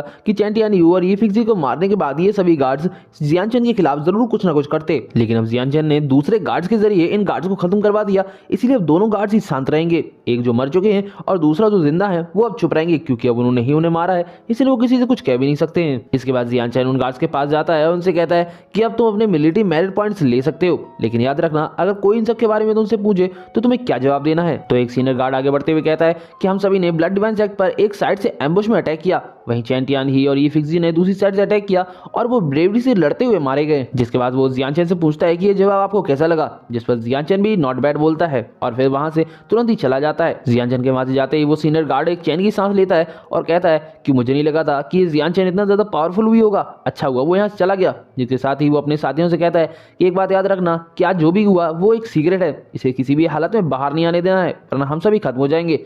जिस पर वो भी उसे एश्योर करते हैं कि ये बात किसी भी हालत में बाहर नहीं आएगी क्योंकि इसमें उनका भी बेनिफिट है। तभी वहां पर कमांडर मैंग छत को तोड़ते हुए आ जाते हैं और वो आते ही गुस्से में सभी से पूछते हैं कि आखिर हुआ क्या है, चैंटियान ही और ये फिक्सी कैसे मारे गए। कमांडर मैंग को देखकर गार्ड्स को बिलीव नहीं होता है कि इन्हें इतनी जल्दी पता चल चुका है कि चैंटियान ही और ये फिक्सी मारे भी गए हैं। जिस पर एक गार्ड कहता है कि जरूर इन्वेस्टिगेट करने आए होंगे, तो दूसरा गार्ड कहता है कि बेटा एक बात याद रखना, कुछ भी हो जाए ये बात बाहर नहीं आनी चाहिए कि यहाँ क्या हुआ। गार्ड्स को आपस में बातें करते देखकर कमांडर मैंग को भी गुस्सा आने लगता है और वो अपनी पावर्स को रिलीज करते हुए कहते हैं कि बकवास मत करो, मुझे भी बताओ कि आखिर ये दोनों मारे कैसे गए। कमांडर मैंग की पावर भी इतनी ज्यादा होती है कि वहां पर कोई भी गार्ड अपने पैरों पर ढंग से खड़ा भी नहीं रह पाता है और कई गार्ड्स तो नीचे गिर जाते हैं। अब वही सीनियर गार्ड आगे बढ़ता है और कमांडर मैंग के सामने झुककर उन्हें वो सब बताता है जो कि जियानचैन ने उससे बोलने के लिए कहा था। तो कमांडर मैंग उस सीनियर गार्ड को उसके कॉलर से उठा लेते हैं और उसे हवा में लटकाते हुए पूछते हैं कि क्या मैं तुम्हें बेवकूफ दिखता हूँ, मुझे पता है कि ये शायद लिंक जियानचैन ने किया हुआ, मुझे सच सच बताओ वरना मैं तुम्हें यहीं खत्म कर दूंगा। इस पर सभी गार्ड्स नील डाउन करते हुए कमांडर मैंग को बिलीव दिलाते हैं कि वो लोग झूठ नहीं कह रहे हैं, चैंटियान यू और ये फिक्सी को मारने वाले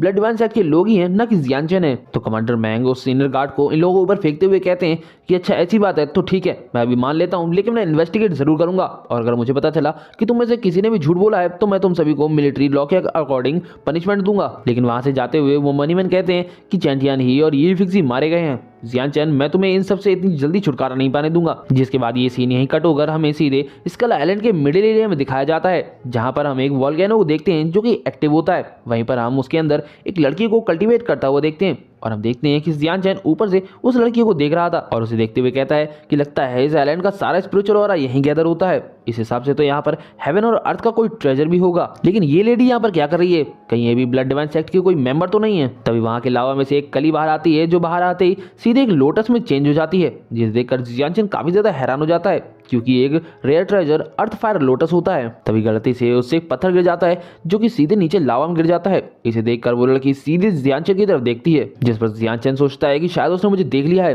तभी वहां पर कमांडर मैंग आ जाते हैं जो कि हंसते हुए इस लड़की से कहते हैं कि तुमने एक लड़की होने के बावजूद भी मुझे इतनी आसानी से ढूंढ लिया, मैंने एक्सपेक्ट नहीं किया था कि तुम इतनी जल्दी मुझे ढूंढ निकालोगी। कमांडर मैंग को देखकर जियानचैन थोड़ा सोचने पड़ जाता है। वहीं वो लेडी कमांडर मैंग को देखकर समझ जाती है कि तो ब्लू फायर आर्मी से है, इसीलिए वो उससे पूछती है कि आखिर तुमने इस जगह को कैसे ढूंढा। जिस पर कमांडर मैंग उस लेडी के पास आते हुए कहते हैं कि इसमें जियानचैन ने मेरी काफी हेल्प की है, मैं तो जियानचैन को ढूंढ रहा था लेकिन उसे ट्रैक करते करते मैंने इस जगह को सरप्राइजली ढूंढ निकाला। जिसके बाद वो उस लेडी को अर्थ फायर लोटस को उनके हवाले करने के लिए कहते हैं। वहीं कमांडर मैंग को देखकर जियानचैन सोचता है कि लगता है कि मैंने यहाँ पर आते वक्त अपने पीछे कुछ ट्रायल छोड़े हैं जिनका पीछा करते हुए कमांडर मैंग यहाँ तक आ पहुंचे हैं। लेकिन जियानचैन के लिए ये भी अच्छा था क्योंकि अगर कमांडर मैंग नहीं आते तो वो लेडी जियानचैन को पकड़ लेती, इसलिए जियानचैन सिर्फ वहां बैठकर फाइट को देखने का डिसाइड करता है। तभी वो लेडी कमांडर मैंग से कहती है कि तुम आज डिसअपॉइंट होने वाले हो, ये अर्थ फायर लोटस मेरा है और मेरे ही पास रहेगा। इतना कहते ही वो लेडी आवाज देकर अपने एक सबॉर्डिनेट को वहां बुला लेती है, जिस पर उसका सबॉर्डिनेट भी जंप मारते हुए हीरो एक एंट्री लेता है और इसका नाम आवी होता है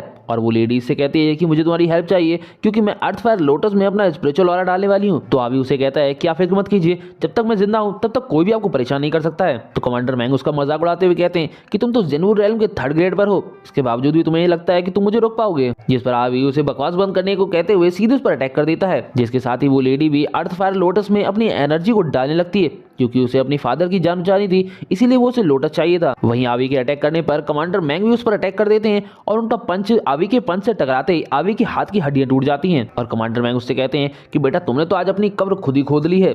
इसके साथ ही वो उस पर एक जोरदार अटैक करते हैं जिसकी वजह से आवी सीधे जमीन पर जाकर धंस जाता है। ये देखकर उस लेडी को आवी की बहुत ज्यादा फिक्र होती है, लेकिन तभी कमांडर मैंग स्पीड में उसके पीछे आ जाते हैं और उसे इतनी ज्यादा मेहनत करने के लिए मना करते हैं, जिस पर वो लेडी उन्हें वार्न करती है कि अगर तुम पीछे नहीं हटे तो मैं तुम्हें मार दूंगी। ये लेडी इतनी ज्यादा पावरफुल होती है कि वो एक ही पंच में कमांडर मैंग को भी खत्म कर सकती थी, लेकिन वो इस टाइम बिल्कुल भी डिस्ट्रैक्ट नहीं होना चाहती थी क्योंकि अगर ऐसा हुआ तो वो अर्थ फायर लोटस से हाथ धो बैठेगी। लेकिन कमांडर मैंग एक बैठी हुई लेडी पर बिल्कुल भी रहम नहीं करते हैं और सीधे उसकी पीठ पर ही अटैक कर देते हैं, जिसकी वजह से वो लेडी इंजर्ड होकर वहीं चित हो जाती है। इसके बाद कमांडर मैंग उस अर्थ फायर लोटस की तरफ बढ़ने लगते हैं क्योंकि वो उसे लेकर यूनफेंग को देना चाहते थे और जियान चेन को मारकर उसका रिवॉर्ड भी लेना चाहते थे, जिस पर जियान चेन अब उन्हें भी मारने का सोचता है क्योंकि वो इन्हें जिंदा नहीं छोड़ सकता था, वरना ये हमेशा ही उसके पीछे पड़े रहेंगे। जिसके तुरंत बाद हम उस लेडी को देखते हैं जो कि काफी ज्यादा इंजर्ड होती है और उस पर सही से उठा भी नहीं जा रहा होता है। तभी वो चौंकते हुए सामने की तरफ देखती है, जिसके साथ ये एपिसोड यहीं खत्म हो जाता है। जैसा कि लास्ट एपिसोड हमने देखा था कि लावा से अर्थ फायर लोटस निकलता है, जिसे वहां बैठी लेडी अपनी स्पिरिचुअल पावर देने लगती है ताकि वो ओपन हो सके, लेकिन कमांडर मैंग उसके पीछे आ जाते हैं और उसे हार मारने के लिए बोलते हैं। लेकिन जब वो लेडी ऐसे नहीं करती है तो कमांडर मैंग पीछे से उस पर अटैक कर देती है, जिसकी वजह से वो लेडी काफी ज्यादा इंजर्ड हो जाती है। जिसके बाद जियानचन को पता चलता है कि कमांडर मैंग अर्थ फायर लोटस को लेकर लियूनफेंग को देने वाले हैं और उसके बाद जियानचन को भी मारने के लिए उसके पीछे आएंगे, इसलिए अब जियानचन उन्हें भी मारने का निर्णय ले लेता है। और जैसे ही वो अपनी स्वॉर्ड निकालने वाला होता है तभी हम उस लेडी को देखते हैं जिसकी नजर सामने की तरफ जाती है और वो देखती है कि अर्थ फायर लोटस अब पूरी तरीके से खिल चुका है, इसीलिए वो अपनी पावर का यूज करते हुए उस अर्थ फायर लोटस को अपने पास लाने लगती है। और जैसे ही वो अर्थ फायर लोटस उसके काफी पास आ जाता है तो हम देखते हैं कि कमांडर मैंग उसके हाथ पे पैर रख देते हैं, जिसकी वजह से उसे काफी ज्यादा पेन होता है और कमांडर मैंग उस अर्थ फायर लोटस को ले लेते हैं और खुश होते हुए उस लेडी से कहते हैं कि चूंकि अब ये अर्थ फायर लोटस मेरे पास आ चुका है तो अब तुम्हारी मुझे कोई जरूरत नहीं है, इसीलिए वो उसे मारने के लिए उस पर अटैक करने लगते हैं। लेकिन वो उसे कुछ कर पाए उससे पहले ही आवी अपनी पूरी ताकत लगाता है और उसी टूटी फूटी हालत में ही कमांडर मैंग को धकेलते हुए लावा की तरफ ले जाने लगता है। आवी को ऐसा करता हुआ देखकर वो लेडी आवी को रोकने का ट्राई करती है, लेकिन आवी नहीं रोकता है और उस लेडी को वहां से भागने के लिए कहता है, जिसके साथ ही वो कमांडर मैंग को ले जाकर सीधे लावा में अपने साथ ही स्वाहा कर लेता है। जिसके बाद वो लेडी उस अर्थ फायर लोटस को अपने पास रख लेती है, लेकिन आवी के खुद के सेक्रीफाइस की वजह से वो लेडी काफी ज्यादा दुखी होती है, इसीलिए वो आवी का बदला लेने का तय करती है। जिसके बाद वो उसे रेस्ट इन पीस बोलकर वहां से जाने लगती है। तभी हम लावा में देखते हैं जहां कुछ बुलबुले उठ रहे थे और उसमें से कमांडर मैंग जंप मारते हुए सीधे उस लेडी पर पीछे से अटैक कर देते हैं। वो लेडी कुछ समझ पाती है उससे पहले ही कमांडर मैंग का अटैक सीधे उसे जाकर लग जाता है, जिसकी वजह से वो लेडी काफी ज्यादा इंजर्ड हो जाती है और वहीं बेहोश हो जाती है। जिसके बाद हम कमांडर मैंग को देखते हैं जिनकी हालत भुने हुए आलू की तरह हो चुकी थी, उनकी ज्यादातर बॉडी लावा की वजह से जल चुकी थी और अब सिर्फ उन्हें अर्थ फायर लोटस ही क्योर कर सकता था, इसीलिए वो अर्थ फायर लोटस को अपनी स्पिरिचुअल पावर का यूज करते हुए अपने पास लाने लगते हैं। लेकिन तभी अचानक से अर्थ फायर लोटस उनके सामने से डिसअपीयर हो जाता है। ये देखकर कमांडर मैंग काफी ज्यादा घबरा जाते हैं, जिस पर जियान चैन जो कि उनके पीछे खड़ा होता है वो उन्हें आवाज देते हुए कहता है कि कमांडर मैंग क्या आप इसे ढूंढ रहे हैं। जियान चैन को वहां देखकर कमांडर मैंग की सिट्टी पिट्टी गुल हो जाती है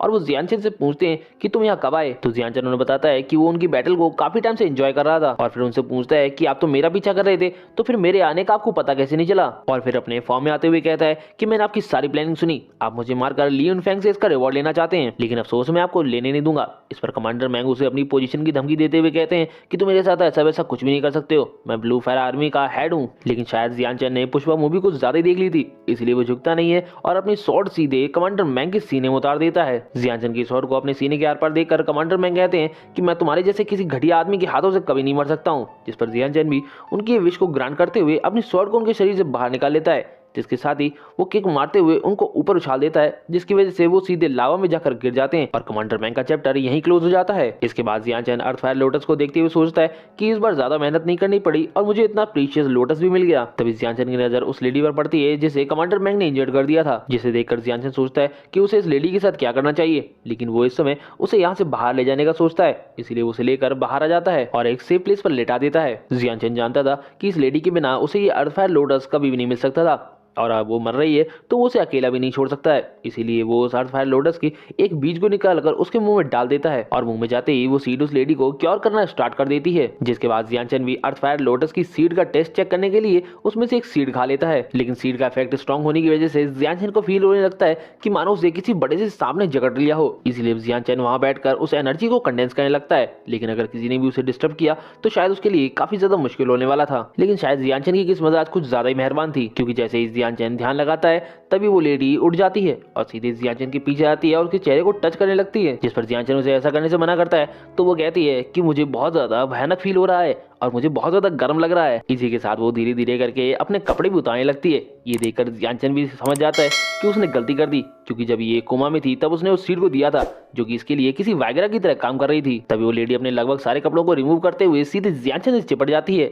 और उसे लिक करते हुए उसकी हेल्प करने के लिए कहती है। जिस पर हमारा जियानचैन खुद को कंट्रोल करते हुए सोचता है कि वो ऐसी लड़की का फायदा नहीं उठा सकता है जो कि अपने होशोबाज में भी नहीं है। इसीलिए वो जल्द से जल्द उस सीड की फायर को कंडेंस करने लगता है ताकि वो बाद में इस लेडी को भी ठीक कर सके। लेकिन वो लेडी भी कहाँ मानने वाली थी, इसीलिए वो जियानचैन के कपड़ों में हाथ डालने लगती है और उससे भीख मांगने लगती है कि वो उसकी हेल्प कर दे। जिस पर अब जियानचैन का भी सब्र का बांध टूट जाता है, क्योंकि अब उससे भी इस सीड की गर्मी बर्दाश्त नहीं हो रही थी। इसीलिए वो उस लेडी की बात मानते हुए उसका साथ देते हुए उसे किस करने लगता है। जिसके बाद ये दोनों और इनकी परछाई, बस यही चीज हमें दिखाई जाती है। इसके अलावा हमें कमल की पंखुड़ी पर खून दिखाया जाता है, जिसका मतलब सभी लोग समझ चुके होंगे जो समझदार होंगे। खैर, इनकी इस हसीन रात के बाद सीधे हमें सुबह का सीन दिखाया जाता है, जहां पर जियानचैन की आंखें खुलती है और वो आसपास उस लेडी को ढूंढने लगता है, लेकिन उसके हाथ में सिर्फ अर्थ फायर लोटस के 3 सीड्स लगते हैं और उस लेडी का अंगवस्त्र लगता है। उस अंगवस्त्र को देखने के बाद जियानचैन के दिमाग में सारी कैसेट दोबारा से चल जाती है। इसीलिए वो उस लेडी को अपना बनाने का डिसाइड कर लेता है और उस जगह से निकलते हुए सोचता है कि तुम जहां भी हो और जहां गई हो, मैं तुम्हें हर हालत में ढूंढ कर रहूंगा। जिससे पता चलता है कि जियानचैन कभी किसी का फायदा उठाने वालों में से नहीं है, वो एक सच्चा मर्द है। जिसके बाद जियानचैन वहां से फ्लाई करते हुए चला जाता है। वहीं जियानचैन के जाते हुए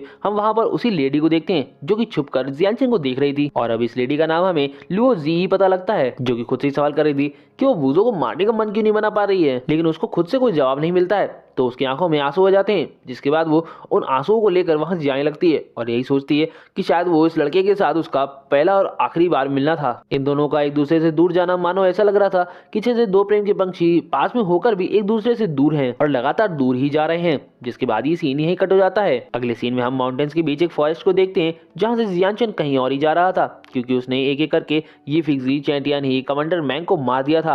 और अगर अभी वो ब्लू फायर आर्मी में वापस गया तो लियू फैमिली और चैन फैमिली उसे मारने के लिए पूरी ताकत से हमला कर देगी। इसीलिए वो अभी किसी सेफ जगह पर जाकर कल्टीवेशन करने का डिसाइड करता है, ताकि वो बाद में सीधे कंपटीशन को जाकर जीत ले और हॉटियन सेक्ट को ज्वाइन कर ले, जिससे ब्लू फायर आर्मी का कोई भी जनरल उसे टच भी नहीं कर पाएगा। अब चलते चलते जियानचैन एक टी स्टॉल के पास आ जाता है, जहां पर कुछ गांव के लोग बैठकर पानी न बरसने के ऊपर चर्चा कर रहे थे। वहीं पर हम एक ओल्ड मैन को देखते हैं जो कि टी स्टॉल का मालिक होता है, और वो जियानचैन को देखकर उसके पास जाता है और उसे बड़ी ही आदरपूर्वक उसे आने के लिए कहता है और उसे पूछता है कि आप ठंडा लेंगे या गर्म लेंगे। जिस पर जियानचैन मनी में सोचता है कि आखिर ऐसी बीहड़ जगह में ये टी स्टॉल क्या कर रहा है, लेकिन फिर वो मुस्कुराते हुए उस आदमी को रुपए देता है और चाय और केक लाने के लिए कहता है और फिर सीट पर बैठने के लिए चला जाता है। लेकिन हम इस ओल्ड मैन को देखते हैं जो कि किसी भी एंगल से ठीक नहीं लग रहा था। अब जियानचैन जिस सीट पर बैठा होता है उसके सामने ही वो गांव वाले बैठे थे जो कि पानी न बरसने के बारे में बात कर रहे थे। उन्हें देखकर जियानचैन सोचता है कि इन फार्मर के साथ कुछ तो गड़बड़ है, क्योंकि एक फार्मर होने के बावजूद भी इन लोगों की स्किन जियानचैन से ज्यादा गोरी थी और इनके हाथों को भी देखकर साफ समझ में आ रहा था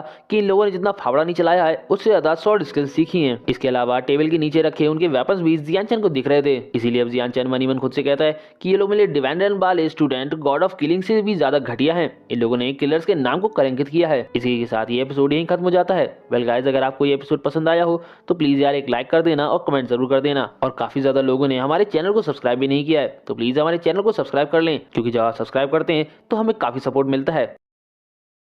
तो जैसा कि लास्ट एपिसोड हमने देखा था कि जियानचैन किसी शांत जगह कल्टीवेट करने के लिए जा रहा था, क्योंकि उसने अपने दुश्मनों को खत्म कर दिया था और उनके फैमिली मेंबर्स उसे हंट डाउन करने के लिए कुत्ते की तरह उसके पीछे पड़े हुए थे, और उन्होंने जियानचैन के ऊपर 50,000 मिलिट्री मेरिट पॉइंट्स का इनाम भी रखा था। आगे चलते चलते जियानचैन को एक टी स्टॉल दिखता है जो कि जंगल के बीचों बीच था। ये देखकर जियानचैन को शक तो होता है और उसका शक थोड़ी देर में यकीन में बदल जाता है, क्योंकि वहां पर बैठे हुए किसानों के हाथों को देखकर ये साफ साफ समझ में आ रहा था कि ये किसान नहीं एक वॉरियर है, और उनके वेपन्स भी साफ साफ दिखाई दे रहे थे, जिसे देखकर जियानचैन मुस्कुराने लगता है तभी टी स्टॉल का मालिक जियानचैन के पास आता है और उससे पूछता है कि क्या आपको मेरी हर्बल टी पसंद नहीं आई है। एक्चुअली टी स्टॉल के मालिक ने जियानचैन को मारने के लिए उसकी चाय में 91 टाइप्स के पॉइजन्स को मिक्स किया था, जिसे पीने के बाद कोई भी इंसान जिंदा नहीं बच सकता है। बट जियानचैन एक लंबी सांस लेते हुए कहता है कि तुम्हें अगली बार से चाय में इतने सारे पॉइजन्स को मिक्स नहीं करना चाहिए, इसकी वजह से इसकी स्मेल चली जाती है और कोई भी आसानी से पता लगा लेगा कि इसमें कुछ गड़बड़ है। ये सुनकर उस ओल्ड मैन की तो हवा निकल जाती है और वो समझ जाता है कि वो लोग पकड़े गए हैं। इतना ही नहीं, वहाँ पर जो किसान बने हुए बैठे लोग थे वो भी अपने अपने वेपन्स निकालकर जियानचैन पर अटैक करने के लिए रेडी हो जाते हैं, जिस पर जियानचैन उनसे कहता है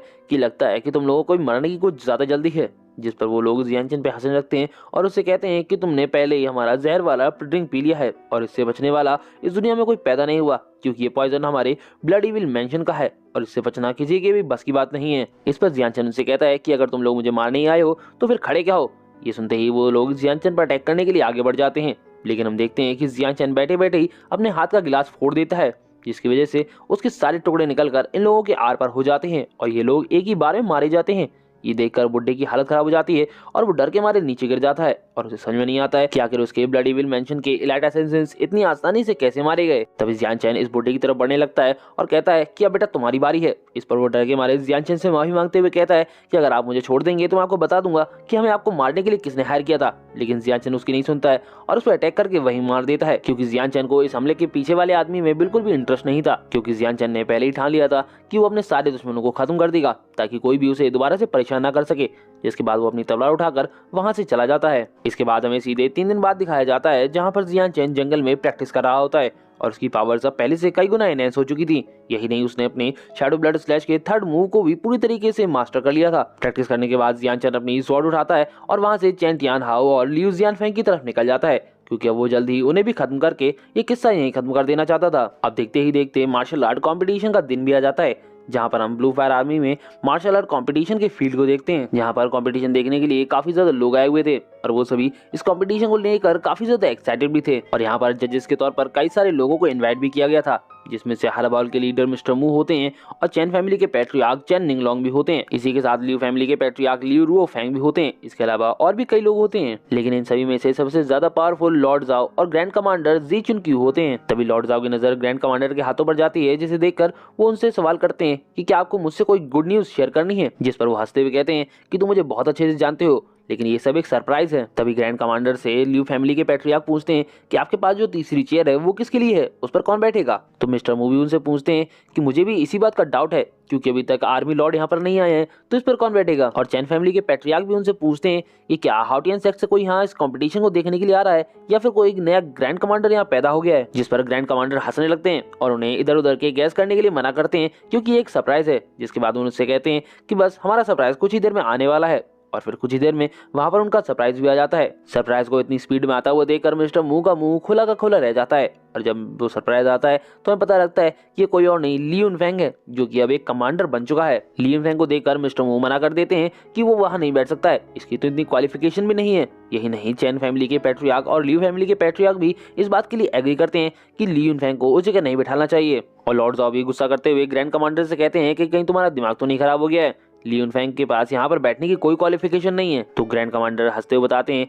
कि लियून फैंग को हाउटियन सेक्ट के ग्रैंड एल्डर ने अपना पर्सनल डिसाइपल एक्सेप्ट कर लिया है, इसीलिए उसे मार्शल आर्ट कंपटीशन में भी पार्टिसिपेट करने की कोई जरूरत नहीं है। ग्रैंड कमांडर की इस बात को सुनकर वहां खड़े लोगों को बिलीव नहीं होता है कि लियून फैंग ने इतना बड़ा हाथ मारा है और उसने अपनी लाइफ में इतना बड़ा अचीवमेंट हासिल कर लिया है। लेकिन लॉर्ड जाओ बिल्कुल भी खुश नहीं थे, क्योंकि लियू जियान फैंग हाउटियन सेक्ट की हेल्प से जियानचैन को खत्म कर देगा। अब चूंकि जियानचैन लॉर्ड जाओ के लिए फायदेमंद था, इसीलिए वो उसे प्रोटेक्ट करने का डिसाइड कर लेते हैं। इसके बाद ग्रैंड कमांडर लियून फैंग को उसकी चेयर पर बैठने के लिए कहते हैं, क्योंकि कंपटीशन स्टार्ट होने वाला था। तो लियून फैंग उनसे कहता है कि मुझे बैठने की कोई जल्दी नहीं है, मेरे पास एक बहुत जरूरी काम है, मैं पहले वो करना चाहूंगा। जिसके बाद वो मुड़ते हुए ऑडियंस की तरफ जाने लगता है। ये देखकर लॉर्ड जाओ और ग्रैंड कमांडर एक साथ बोलते हैं कि अगर तुम क्या करना चाहते हो, तो वो उन्हें बस देखने के लिए कहता है, और फिर पूरी दम से चिल्लाते हुए जियानचैन को आवाज देने लगता है और उसे एक डेथ मैच के लिए चैलेंज भी करता है, क्योंकि वो उसे मारकर अपने फादर ली टियान लोंग की मौत का बदला लेना चाहता था। इस पर अब लोग एक दूसरे से पूछने लगते हैं कि आखिर जियानचैन ने लियून फैंग का क्या बिगाड़ा है जो उसे मारना चाहता है। तो एक आदमी उन्हें बताता है कि लियून फैंग के फादर ली टियान लोंग को जियानचैन ने ही मारा था,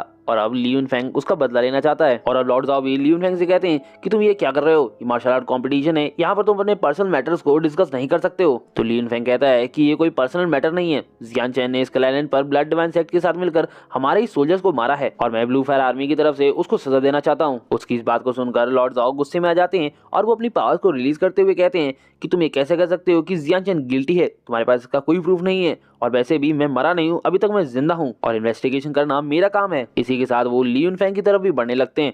ये देखकर ग्रैंड कमांडर उनके बीच आ जाते हैं और लॉर्ड जाओ को रोकते हुए कहते हैं कि आप ये क्या कर रहे हैं, ली यूनफेंग मेरा दोस्त है और आप सबके सामने इस पर प्रेशर डालकर मुझे पब्लिकली ऑफेंड करने की कोशिश कर रहे हैं। इसी के साथ वो भी अपनी पावर्स को रिलीज करने लगते हैं और हम देखते हैं कि अब ये दोनों ही एक दूसरे से फाइट करने के लिए रेडी हो जाते हैं। इन दोनों को गुस्से में देखकर मिस्टर मू इन दोनों को शांत कराने लगते हैं और चैन फैमिली के पैट्रियार्क भी कहते हैं कि आप लोग उस आदमी के लिए लड़ रहे हैं जो कि यहाँ पर आने की हिम्मत तक नहीं कर रहा है। इस पर जियान चैन वहां आते हुए कहता है कि किसने कहा कि मेरे पास हिम्मत नहीं है आने की, जिस पर सभी लोग जियान चैन की तरफ देखने लगते हैं। तो जियान चैन ली यूनफेंग से कहता है कि तुम मेरा ही इंतजार कर रहे थे, अब मैं आ चुका हूँ। जियान चैन को वहां देखकर सभी लोग हैरान हो जाते हैं और उन्हें बिलीव नहीं होता है कि जियान चैन वाकई यहाँ पर आ चुका है और कई लोग अपना माथा पकड़ लेते हैं कि जियान चैन कितना बड़ा पागल है जो वो यहाँ मरने के लिए आ गया और वो लोग अगर जियान चैन की जगह होते तो वो ऐसी जगह छुप जाते जिससे वो कभी भी किसी को भी नजर नहीं आते। इधर जियान चैन को अपने सामने देखकर ली यूनफेंग का पारा भी हाई हो जाता है और वो भी गुस्से में जियान चैन से कहता है कि पहले तो तुमने मेरे फादर को मारा, उसके बाद तुम हमारे दुश्मन ब्लड डिवाइन सेक्ट के साथ मिल गए, उसके बावजूद भी तुमने यहाँ आने की हिम्मत कैसे की। तो जियान चैन उससे कहता है कि पहली बात तुम ये डिसाइड नहीं कर सकते हो कि मैं गिल्टी हूँ भी या नहीं, और दूसरी बात तुम्हारे फादर की क्राइम से उसकी मौत भी एक्सप्लेन नहीं कर सकी। जियान चैन के इस बेइज्जती भरे जवाब को सुनकर ली यूनफेंग को गुस्सा आ जाता है और वो जियान चैन को मारने के लिए उसकी तरफ बढ़ने लगता है, जिस पर लॉर्ड जाओ जियान चैन के सामने आते हुए उसे डिफेंड करने लगते हैं और ली यूनफेंग से कहते हैं कि किसी भी क्राइम को इन्वेस्टिगेट करना और दोषी को सजा देना ये सब डार्क शैडो एनफोर्समेंट टीम का काम है और वैसे भी जियान चैन के मैटर को हम मार्शल आर्ट कंपटीशन के बाद भी डिस्कस कर सकते हैं। इसी के साथ वो ली यूनफेंग को एडवाइस देते हैं कि उसे अब ये चुपचाप वापस हट जाना चाहिए वरना उसका फ्यूचर भी इस समय खराब हो सकता है। जिस पर ग्रैंड कमांडर ली यूनफेंग को रुकने के लिए कहते हैं तो वो उनसे पूछता है कि आप भी ऐसा क्यों कर रहे हैं, जिस पर वो उसे समझाते हैं कि लॉर्ड जाओ जियान चैन की साइड ले रहे हैं और अगर तुम उसे कोई भी एविडेंस अपने खिलाफ दोगे तो ये तुम्हारे लिए ही बुरा होगा और वैसे भी फाइट में अभी चेन टियान हाओ और लिू जियानफेंग भी मौजूद हैं जो कि जियान चैन को सर्वाइव करने का मौका नहीं देंगे। इस पर अब ली यूनफेंग भी उनकी बात को समझ जाता है और वहां से जाने लगता है और जाते हुए जियान चैन को क्रॉस करते हुए कहता है कि तुम बहुत ज्यादा लकी हो जो तुम्हें जिंदा रहने के लिए कुछ और टाइम मिल गया है, इसीलिए अपने आखिरी शब्द सोचे रखना। जिस पर जियान चैन भी उसको कहता है कि तुम भी अपने आखिरी शब्द सोच के रखना। इसके बाद ली यूनफेंग अपनी चेयर पर जाकर बैठ जाता है और लॉर्ड मूवी सबके सामने आते हुए कहते हैं कि जब चूंकि सभी लोग आ चुके हैं तो हमें ये मार्शल आर्ट कंपटीशन स्टार्ट करने में कोई प्रॉब्लम नहीं होगी। इसी के साथ वो मार्शल आर्ट कंपटीशन भी स्टार्ट कर देते हैं और उनके इस मार्शल आर्ट कंपटीशन को स्टार्ट करते ही ये एपिसोड यहीं खत्म हो जाता है। वीडियो पसंद आई हो तो लाइक शेयर कमेंट करना ना भूलें। Thanks for watching.